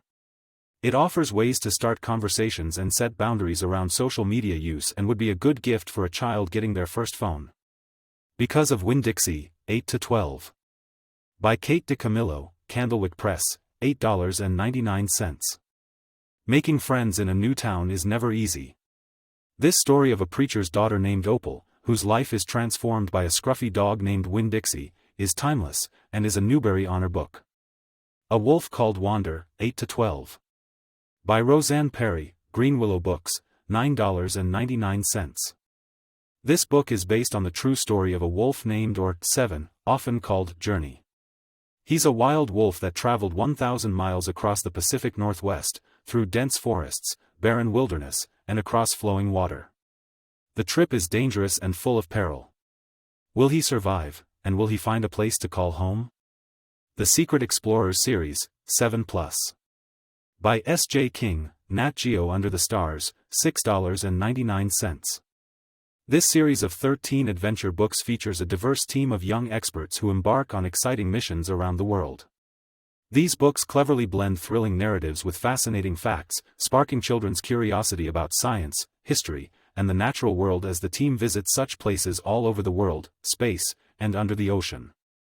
The series combines fast-paced storytelling with educational content, helpful diagrams, quizzes, and glossaries, making these books ideal for both classroom use and home reading. Where the Mountain Meets the Moon, 8-12. By Grace Lynn, Little, Brown Books for Young Readers, $12.99.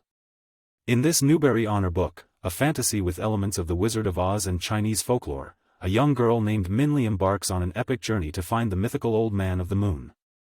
World War II Close Up, They Saved the Stallions, 8+. By Deborah Hopkinson, Scholastic, $9.99.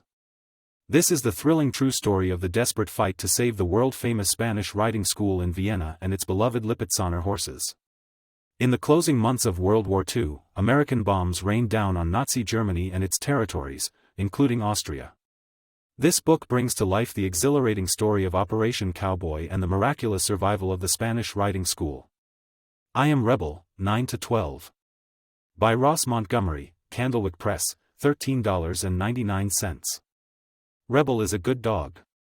He loves his life on the farm with his owner, Tom, until one day, when the war comes too close. Tom is determined to join the rebellion to defeat the king's men, but Rebel knows that war is dangerous, and he will stop at nothing to save his beloved human. How can he bring Tom home before it's too late? A heartwarming adventure told from a dog's perspective as he travels across a pseudo-civil war Britain. Money Skills for Teens, Everything a Teenager Should Know About Personal Finance, 13-18. By Fern Bow, Bemberton Limited. This book is an indispensable guide to mastering personal finance. It demystifies the world of money with clear, practical advice and real-life examples that resonate with young readers. It covers budgeting, saving for emergencies, investing, using credit responsibly, avoiding debt, and building a solid financial foundation. Until next month, happy reading. The staff at Covered Treasures can be reached at books@ocn.me. October Library Events, Book Clubs, Escape Room, Scrap Exchange. By Harriet Halbig. Several special programs will come to the library during October. These include a time travel, themed escape room for teens, a nature wand program for tweens, and a scrap exchange sponsored by Who Gives a Scrap. The Chronoshift Reality Rewritten Escape Room for teens ages 13 to 18 will be from 4 to 5 p.m. on Friday, October 10th. A Simple Joke Gone Wrong, an AI-generated post meant for laughs, spirals into a real-life disaster, derailing your friend's hopes to be elected to the student council. Your mission? Travel back in time, change the flow of information, and fix the mistake. Can you undo the damage and repair your friendship? You'll need to track down the AI-generated materials before they cause mayhem for your friends. It's created by Loki's Loop, a project of the University of Washington Center for an Informed Public. Registration is required at 719-488-2370. The third Friday Friends of Pikes Peak Library District Book Club will meet from 10:30 to 12:30 on Friday, October 17th. This book club is sponsored by the Tri-Lakes Friends of the Library. The October selection is Fuzz, by Mary Roach, an All Pikes Peak Reads title for 2025. All are welcome to attend. Also on October 17th, from 4:30 to 5:30, there will be a Nature Wands program for tweens ages 9 to 12. Turn nature into art by designing a handcrafted nature wand. Young artists will weave, wrap, and create their project using a variety of natural and man-made materials. In collaboration with Who Gives a Scrap Creative Reuse Center, the library will host a scrap exchange from 1 to 4 p.m. on Saturday, October 18th. Bring in your new, clean/gently used and unwanted craft materials and exchange them for tickets to purchase/exchange them for new-to-you craft supplies. The library will also have a fun upcycling craft going on, so you can take your time and check for new inventory. Please refrain from bringing items that can be recycled, plastic food containers, bedding, and building waste. No registration is required. Come to the library on Saturday, October 25th from 11 to 12:30 for Make-A-Wish, Make a Plan, Goal Setting by the Moon. This is not just another goal-setting class. In this beginner-friendly astrology workshop, you will learn how to work with the lunar cycle using your birth chart. Discover the difference between new moons and full moons, how to set clear intentions during each phase, and how the moon's sign and house in your chart influence your personal goals. Perfect for beginners and astro-curious folks looking to add a little magic and structure to their self-growth routines. This event is offered as part of the All Pikes Peak Reads program. Regularly occurring programs continue through October. These include toddler time on Wednesdays from 9:30 to 10 and 10:30 to 11 for toddlers ages 1 to 2 and their parents or caregivers. Story time on Tuesdays from 10:30 to 11 for children ages 3 to 7 and their parents or caregivers. German conversation group on Mondays from 1:30 to 3:30 for intermediate and advanced German speakers. Socrates Cafe on Tuesdays from 1 to 3. This is an adult discussion group which addresses many subjects. All are welcome. Pause to Read on Tuesdays from 4 to 5 offers the chance to increase fluency by reading aloud to a volunteer Pause to Read therapy dog. This program is designed for readers ages 3 to 12. Harriet Halbig may be reached at harriethalbig@ocn.me. Palmer Lake Historical Society, September 18th, Pioneers Museum, Past and Present. By Marlene Brown. On September 18th, the Palmer Lake Historical Society, PLHS, held its regular membership meeting at the Palmer Lake Town Hall. Diane Cokes, Vice President of PLHS, introduced Leah Davis Witherow, Executive Director of the Pioneers Museum in Colorado Springs. Witherow presented what's new and old at the Pioneers Museum. Many people who have lived in El Paso County don't realize that the Pioneers Museum was the first county courthouse, built in 1903, and is now the city's most important artifact. The building served as the county courthouse from 1903 to 73. It has been home to the museum since 1979. Recently, the building was closed for a year for major renovations, including HVAC systems, plaster repair, and new lighting, and reopened July 13, 2024. Many new exhibits are available for viewing. Included is 50% of the story, Women Expressing Creativity. Women have always been artists, and their work has gone mostly unrecognized. Using historic artwork and artifacts, this exhibit creates important conversation across time. Another exhibit, Until Forever Comes, This Is Ute Homeland has been 5 years in the making. With consultation and conversation with tribal members of the Southern Ute, the Ute Mountain Ute, and the Utes of the Uinta and Ouray reservations, this exhibit is permanent and highlights the ongoing history and culture of the Ute people in the Pikes Peak region. The Pioneers Museum is located at 215 South Tejon Street, Colorado Springs. It's open Tuesday through Saturday, 10 a.m. to 5 p.m., admission is free. 71938555990 to schedule a tour. PLHS meetings are usually held on the third Thursday of the month from 7 to 8:30 p.m., doors open at 6:30 p.m., at the Palmer Lake Town Hall, 28 Valley Crescent Street, free and open to the public. For more info regarding memberships and future programs, go to palmerdividehistory.org/events. Marlene Brown can be reached at marlenebrown@ocn.me. On the Trail, in memory of Tim Watkins, Annual Ride for Tim, Palmer Lake to Monument. By Steve Pate. We reported in the September OCN that the annual ride for Tim was scheduled for September 13th. A group of friends and family of Tim Watkins, who was shot and killed while on a mountain bike ride near Mount Hermon on September 14, 2017, met at the Tim Watkins Memorial in Palmer Lake.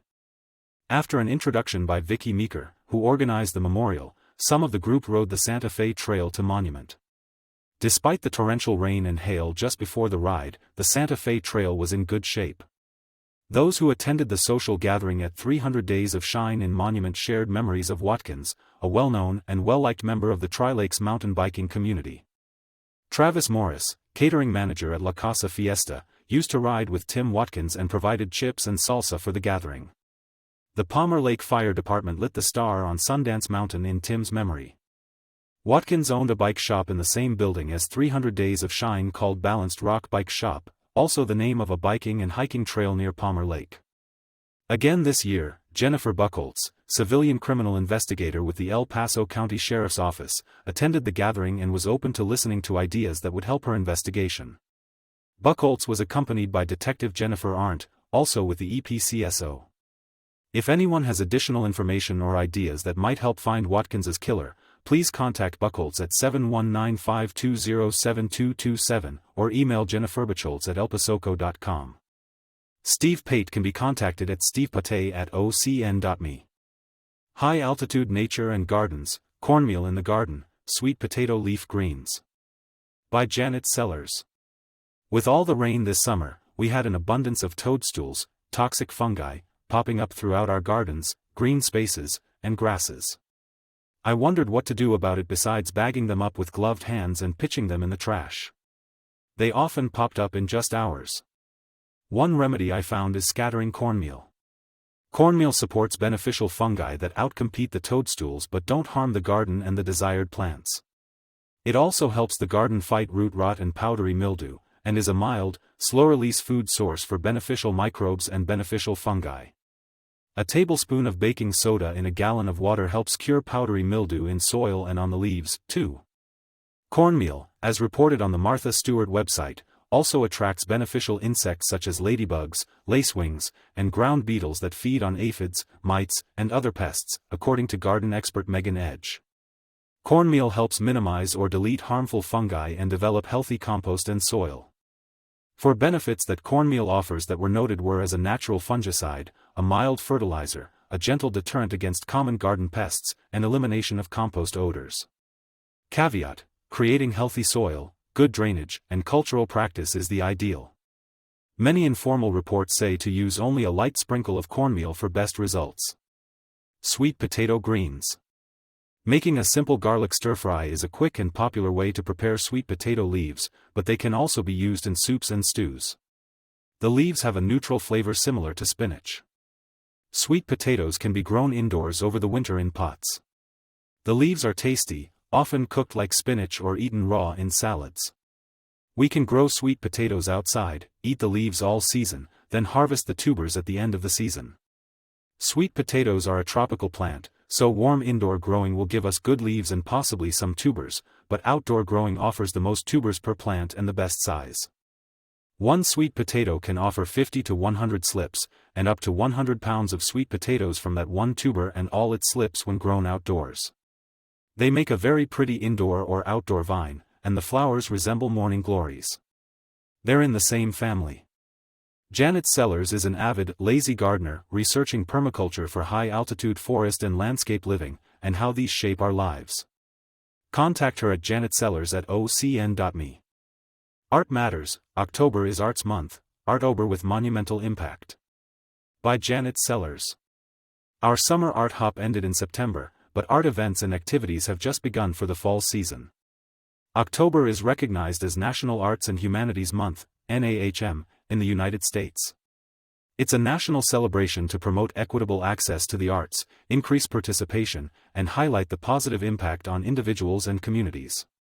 For some new, creative, imaginative experiences, I went to visit the new location of Monumental Impact for Technology, Engineering, and Entrepreneurship, MIT, a studio workplace for learning. It's our local makerspace for all ages and all levels of making. The up-and-coming trend of makerspaces is an idea where a person can go to learn and use equipment they don't already have or know how to use. One can make products or develop skills and go beyond what they already know into new developments or just new kinds of projects. Participants at MIT design with 3D printers, metal forging, robotics, and more. Volunteering for students and adults includes a wide variety of opportunities, too. Executive Director Jeanette Breton showed me the wide variety of equipment, tools, and technology that they have and teach for people to be able to make things for themselves, gifts, or become an entrepreneur. From cosplay costumes to toys to engraving names and memories for glass sets to promotional items, there are many ways to learn and use the wide variety of tools there. I saw finished projects of all sizes, engraved drinking glasses, laser wood engraving, refined 3D printing for toys, chess sets, cosplay helmets, and tools. People of all ages go to the makerspace and are learning to make things using technology and hand building. I was surprised to see that copper and other metals can be used in the 3D printer, and there is a laser device that will incise designs and patterns into wood. Besides current tech introductions and learning workshops at our local Silver Key at Tri-Lakes Activity Center and throughout our Pikes Peak Library District, Monumental Impact offers memberships and tutoring for new workspaces. Janet Sellers is an artist, writer, and speaker, offering talks, workshops, and art in public places for museums, communities, institutional talks, and exhibitions. Contact Janet at janetsellers@ocn.me. Discover great new ways to engage with our community. By John Heiser, Publisher, OCN. At our community news, OCN, we are excited to introduce new ways to help you connect better with our vibrant Tri-Lakes community. Interactive website features. Our website lets you post questions and comments on articles, columns, and podcasts. Share your thoughts. Join the conversation. Enjoy 2 audio options for OCN content, brief AI-generated highlights, 1 to 2 minutes, or full verbatim readings with highlighted paragraphs you can skip to instantly. Explore now at ocn.me. Our 2 monthly audio podcasts now offer video versions with large animated subtitles readable on cell phones. One presents highlights from all of the news articles and columns, and the other reads the complete articles and columns. While you can listen to or watch our podcasts on YouTube, tinyurl.com/OCN on YouTube, Apple Podcasts, tinyurl.com/OCN on Apple, or Spotify, tinyurl.com/OCN on Spotify. We think you will have the best experience listening or watching on our website at ocn.me/podcast.htm, where the length of each segment is displayed and you can easily skip to the segments that are of the greatest interest to you. Check our online calendar. The extensive community calendar that we carry in every issue is now online at ocn.me/events. You can search for your favorite events and easily add them to your calendar program. Watch short clips of local events on OCN's YouTube channel. Relive holiday parades, talent show performances, and more on our YouTube channel. Check out our playlists at youtube.com/@ourcommunitynews and subscribe today. Stay informed with our community newsletter and our new mobile and desktop app. Get breaking news, event alerts, and exclusive updates between our monthly issues. Sign up for our free email newsletter at ocn.me/newslettersignup.htm. Our new mobile and desktop app alerts you to upcoming events you don't want to miss, lists our latest newsletters, articles, podcasts, and photo collections. It updates automatically to keep you informed. Have comments? You can reach me at johnheiser@ocn.me or post a comment at ocn.me. Our Community Notices. By Janet Sellers. Although we strive for accuracy in these listings, dates or times are often changed after publication. Please double-check the time and place of any event you wish to attend by calling the information number for that event. Please notify us if your event listing needs to be updated. School bus safety. Drivers who pass a stopped school bus with its stop arm extended and flashing lights constitute a dangerous and life-threatening violation of traffic laws.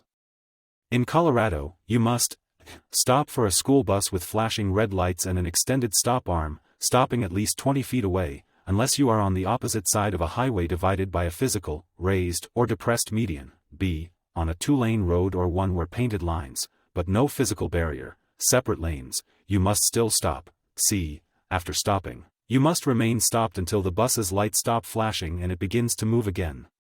Colorado school buses are increasingly being equipped with automated stop arm cameras to record and catch drivers who illegally pass a stopped school bus. Recent legislation allows for the installation and use of these systems by school districts. Academy School District 20 in Colorado uses school bus cameras, including the stop-arm camera system and interior cameras, to enhance student safety and to document drivers who pass a stopped school bus with flashing lights and an extended stop arm. Bike rider and pedestrian safety. The end of daylight savings time and earlier dusk hours are a historically dangerous period for pedestrians. Pedestrian Safety Month is approaching, and CDOT is launching a campaign to remind Coloradans how they can protect our most vulnerable road users. The agency and its partners aim to promote safer behaviors on Colorado roads by highlighting alarming fatality trends. Pedestrian fatalities in Colorado have increased 88%, but in El Paso County they have increased 167%. Car seat update. Parents can visit carsetscolorado.com to locate a nearby car seat inspection station, register their car seat and learn how to properly install their car seat or booster seat. If you can't afford a car seat for your child, Run, We Cycle, Children's Hospital Colorado, and Safe Kids Colorado Springs have programs through which families can get a free or low-cost car seat.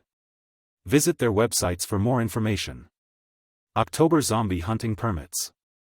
Every permit sold helps fund the development of the heart of Monument Park. Purchase the permits at Monument Town Hall, 645 Beacon Light Road, or online at https://tinyurl.com/zombiehuntingpermits. Be Bear Smart, do your part. Secure trash in a garage, shed or other secure structure. Trash bins should only be outside of the secure structure on trash collection days from 5 a.m. to 7 p.m. The majority of homes will already meet this requirement with standard practices. For those who cannot store their trash in a secured structure, they will need to obtain a bear-resistant trash can. Certified bear-resistant waste containers can be provided by your trash collection company, or you can purchase bear-resistant devices such as locks, ratchet straps, and more, including bear-resistant trash cans, that also deter other animals like raccoons and dogs. Here is a link from Alaska Department of Wildlife video to attach a ratchet strap. https://www.youtube.com/watch?v=m northwest KL7T5Y. Trash can ratchet locks are available for as little as $20. When thunder roars, go indoors. Lightning can strike even out of a blue sky. Always keep in mind that if you can hear thunder, you are close enough to be struck by lightning. Seek shelter immediately in a sturdy building or, if a building is not available, a hard-topped vehicle with the windows rolled up. When indoors, refrain from using corded appliances or other equipment or facilities that put you in contact with electrical systems or plumbing. Stay inside until the storms have moved away and thunder is no longer audible. This is very important, since lightning can and occasionally does strike well away from the thunderstorm itself. Stay alert with weather reports, and curtail your outdoor activities during that time, or ensure that you have constant access to a sturdy, fully enclosed shelter, such as a home or business. Tools for parents and teachers. https://www.weather.gov/safety/lightning-teachers. School Lunches Program. For the first semester of 2025-26 school year, the Lewis Palmer School District will provide no-cost meals for all elementary students. However, it is still important for households to provide their income information when requested. Gathering this information allows Lewis Palmer School District 38 to receive the state and federal funding for which it qualifies. These funds go directly to schools to help cover the cost of meals and support after-school activities and other nutritional programs for students. El Paso County Trailability Program. Terrain hoppers in the nature centers at Fountain Creek and Bear Creek areas are off-road mobility vehicles that allow members of the El Paso County community and visiting guests with disabilities to experience trails previously inaccessible to them. Hike 1 to 3 miles through foothills and wetlands habitats with your friends, family, and a nature center staff or volunteer, May through October. Reservations required, participation is free. https://communityservices.elpasoco.com/trailability/. For more information on the Trailability program, please contact Teresa Odello at 719-520-6981 or by email at theirseodello@elpasoco.com. Parents Helping Parents. NAMI Parent and Caregiver Support Group is a no-cost, peer support program for parents, caregivers, and other family who provide care and support for youth, ages 19 and younger, who are struggling with mental health issues including depression, anxiety, school or peer pressure, substances and more. Facilitated by trained volunteers who have been in your shoes. Meeting is second Monday of each month from 7 to 8:30 p.m. via Zoom. Register online at namicoloradosprings.org. For more information, call the office at 719-473-8477 or email info@namicos.org. Forest and gardening volunteers needed. Friends of Fox Run Park has openings for student volunteers, and grown-ups, too, most of the year for various tasks. Besides tasks, the group offers information and skills demonstrations for each 2 to 3 hour session, and celebrates volunteers at the park with annual community events. The Tri-Lakes Cares on-site garden in Monument also needs volunteers in fall, spring, and summer. Gardening tasks include preparing garden beds, weeding, sowing seeds, and developing the compost. Bring gardening gloves. Some tools will be provided on the workdays. Contact Janet Sellers at janetsellers@ocn.me or Marlene Brown at marlenebrown@ocn.me for more information. Tri-Lakes Cares needs your support. Tri-Lakes Cares is the only food pantry and human services organization serving northern El Paso County through emergency relief and self-sufficiency programs. The community-based, volunteer-supported center is a critical resource for our neighbors in need. The best way to help support Tri-Lakes Cares is to donate. Visit https://tri-lakescars.org/donate to learn how to donate money, medical items, personal supplies, or food. Please check the web for current needs in our food pantry at https://tri-lakescars.org/donate/current-needs. Donation drop-off hours are Monday through Thursday, 9 a.m. to 4 p.m. For more information about Tri-Lakes Cares or how you can help, contact Tri-Lakes Cares at 719-481-4864 or info@tri-lakescares.org. Black Forest Log School needs your help. Please help preserve the historic school for another 103 years. New exterior damage was discovered. It has exceeded the budget renovation funds. Friends of the Black Forest Log School, a 501c3 corporation, appreciates your donation. Please send a check or bring cash to Black Forest Community Foundation, 6770 Shoup Road, Black Forest, Colorado 90808. www.beeflogschool.com. Community volunteers. Many students need volunteer hours for scouting, civics classes, clubs, or would just like to volunteer for the good of it. Friends of Fox Run Park will have some openings for student volunteers, and grown-ups, too, most of the year for various tasks. Besides tasks, the group offers information and skills demonstrations for each 2 to 3 hour session, and celebrates volunteers at the park with annual community events. The Tri-Lakes Cares on-site garden in Monument also needs volunteers in fall, spring, and summer. Gardening tasks include preparing garden beds, weeding, sowing seeds, and developing the compost.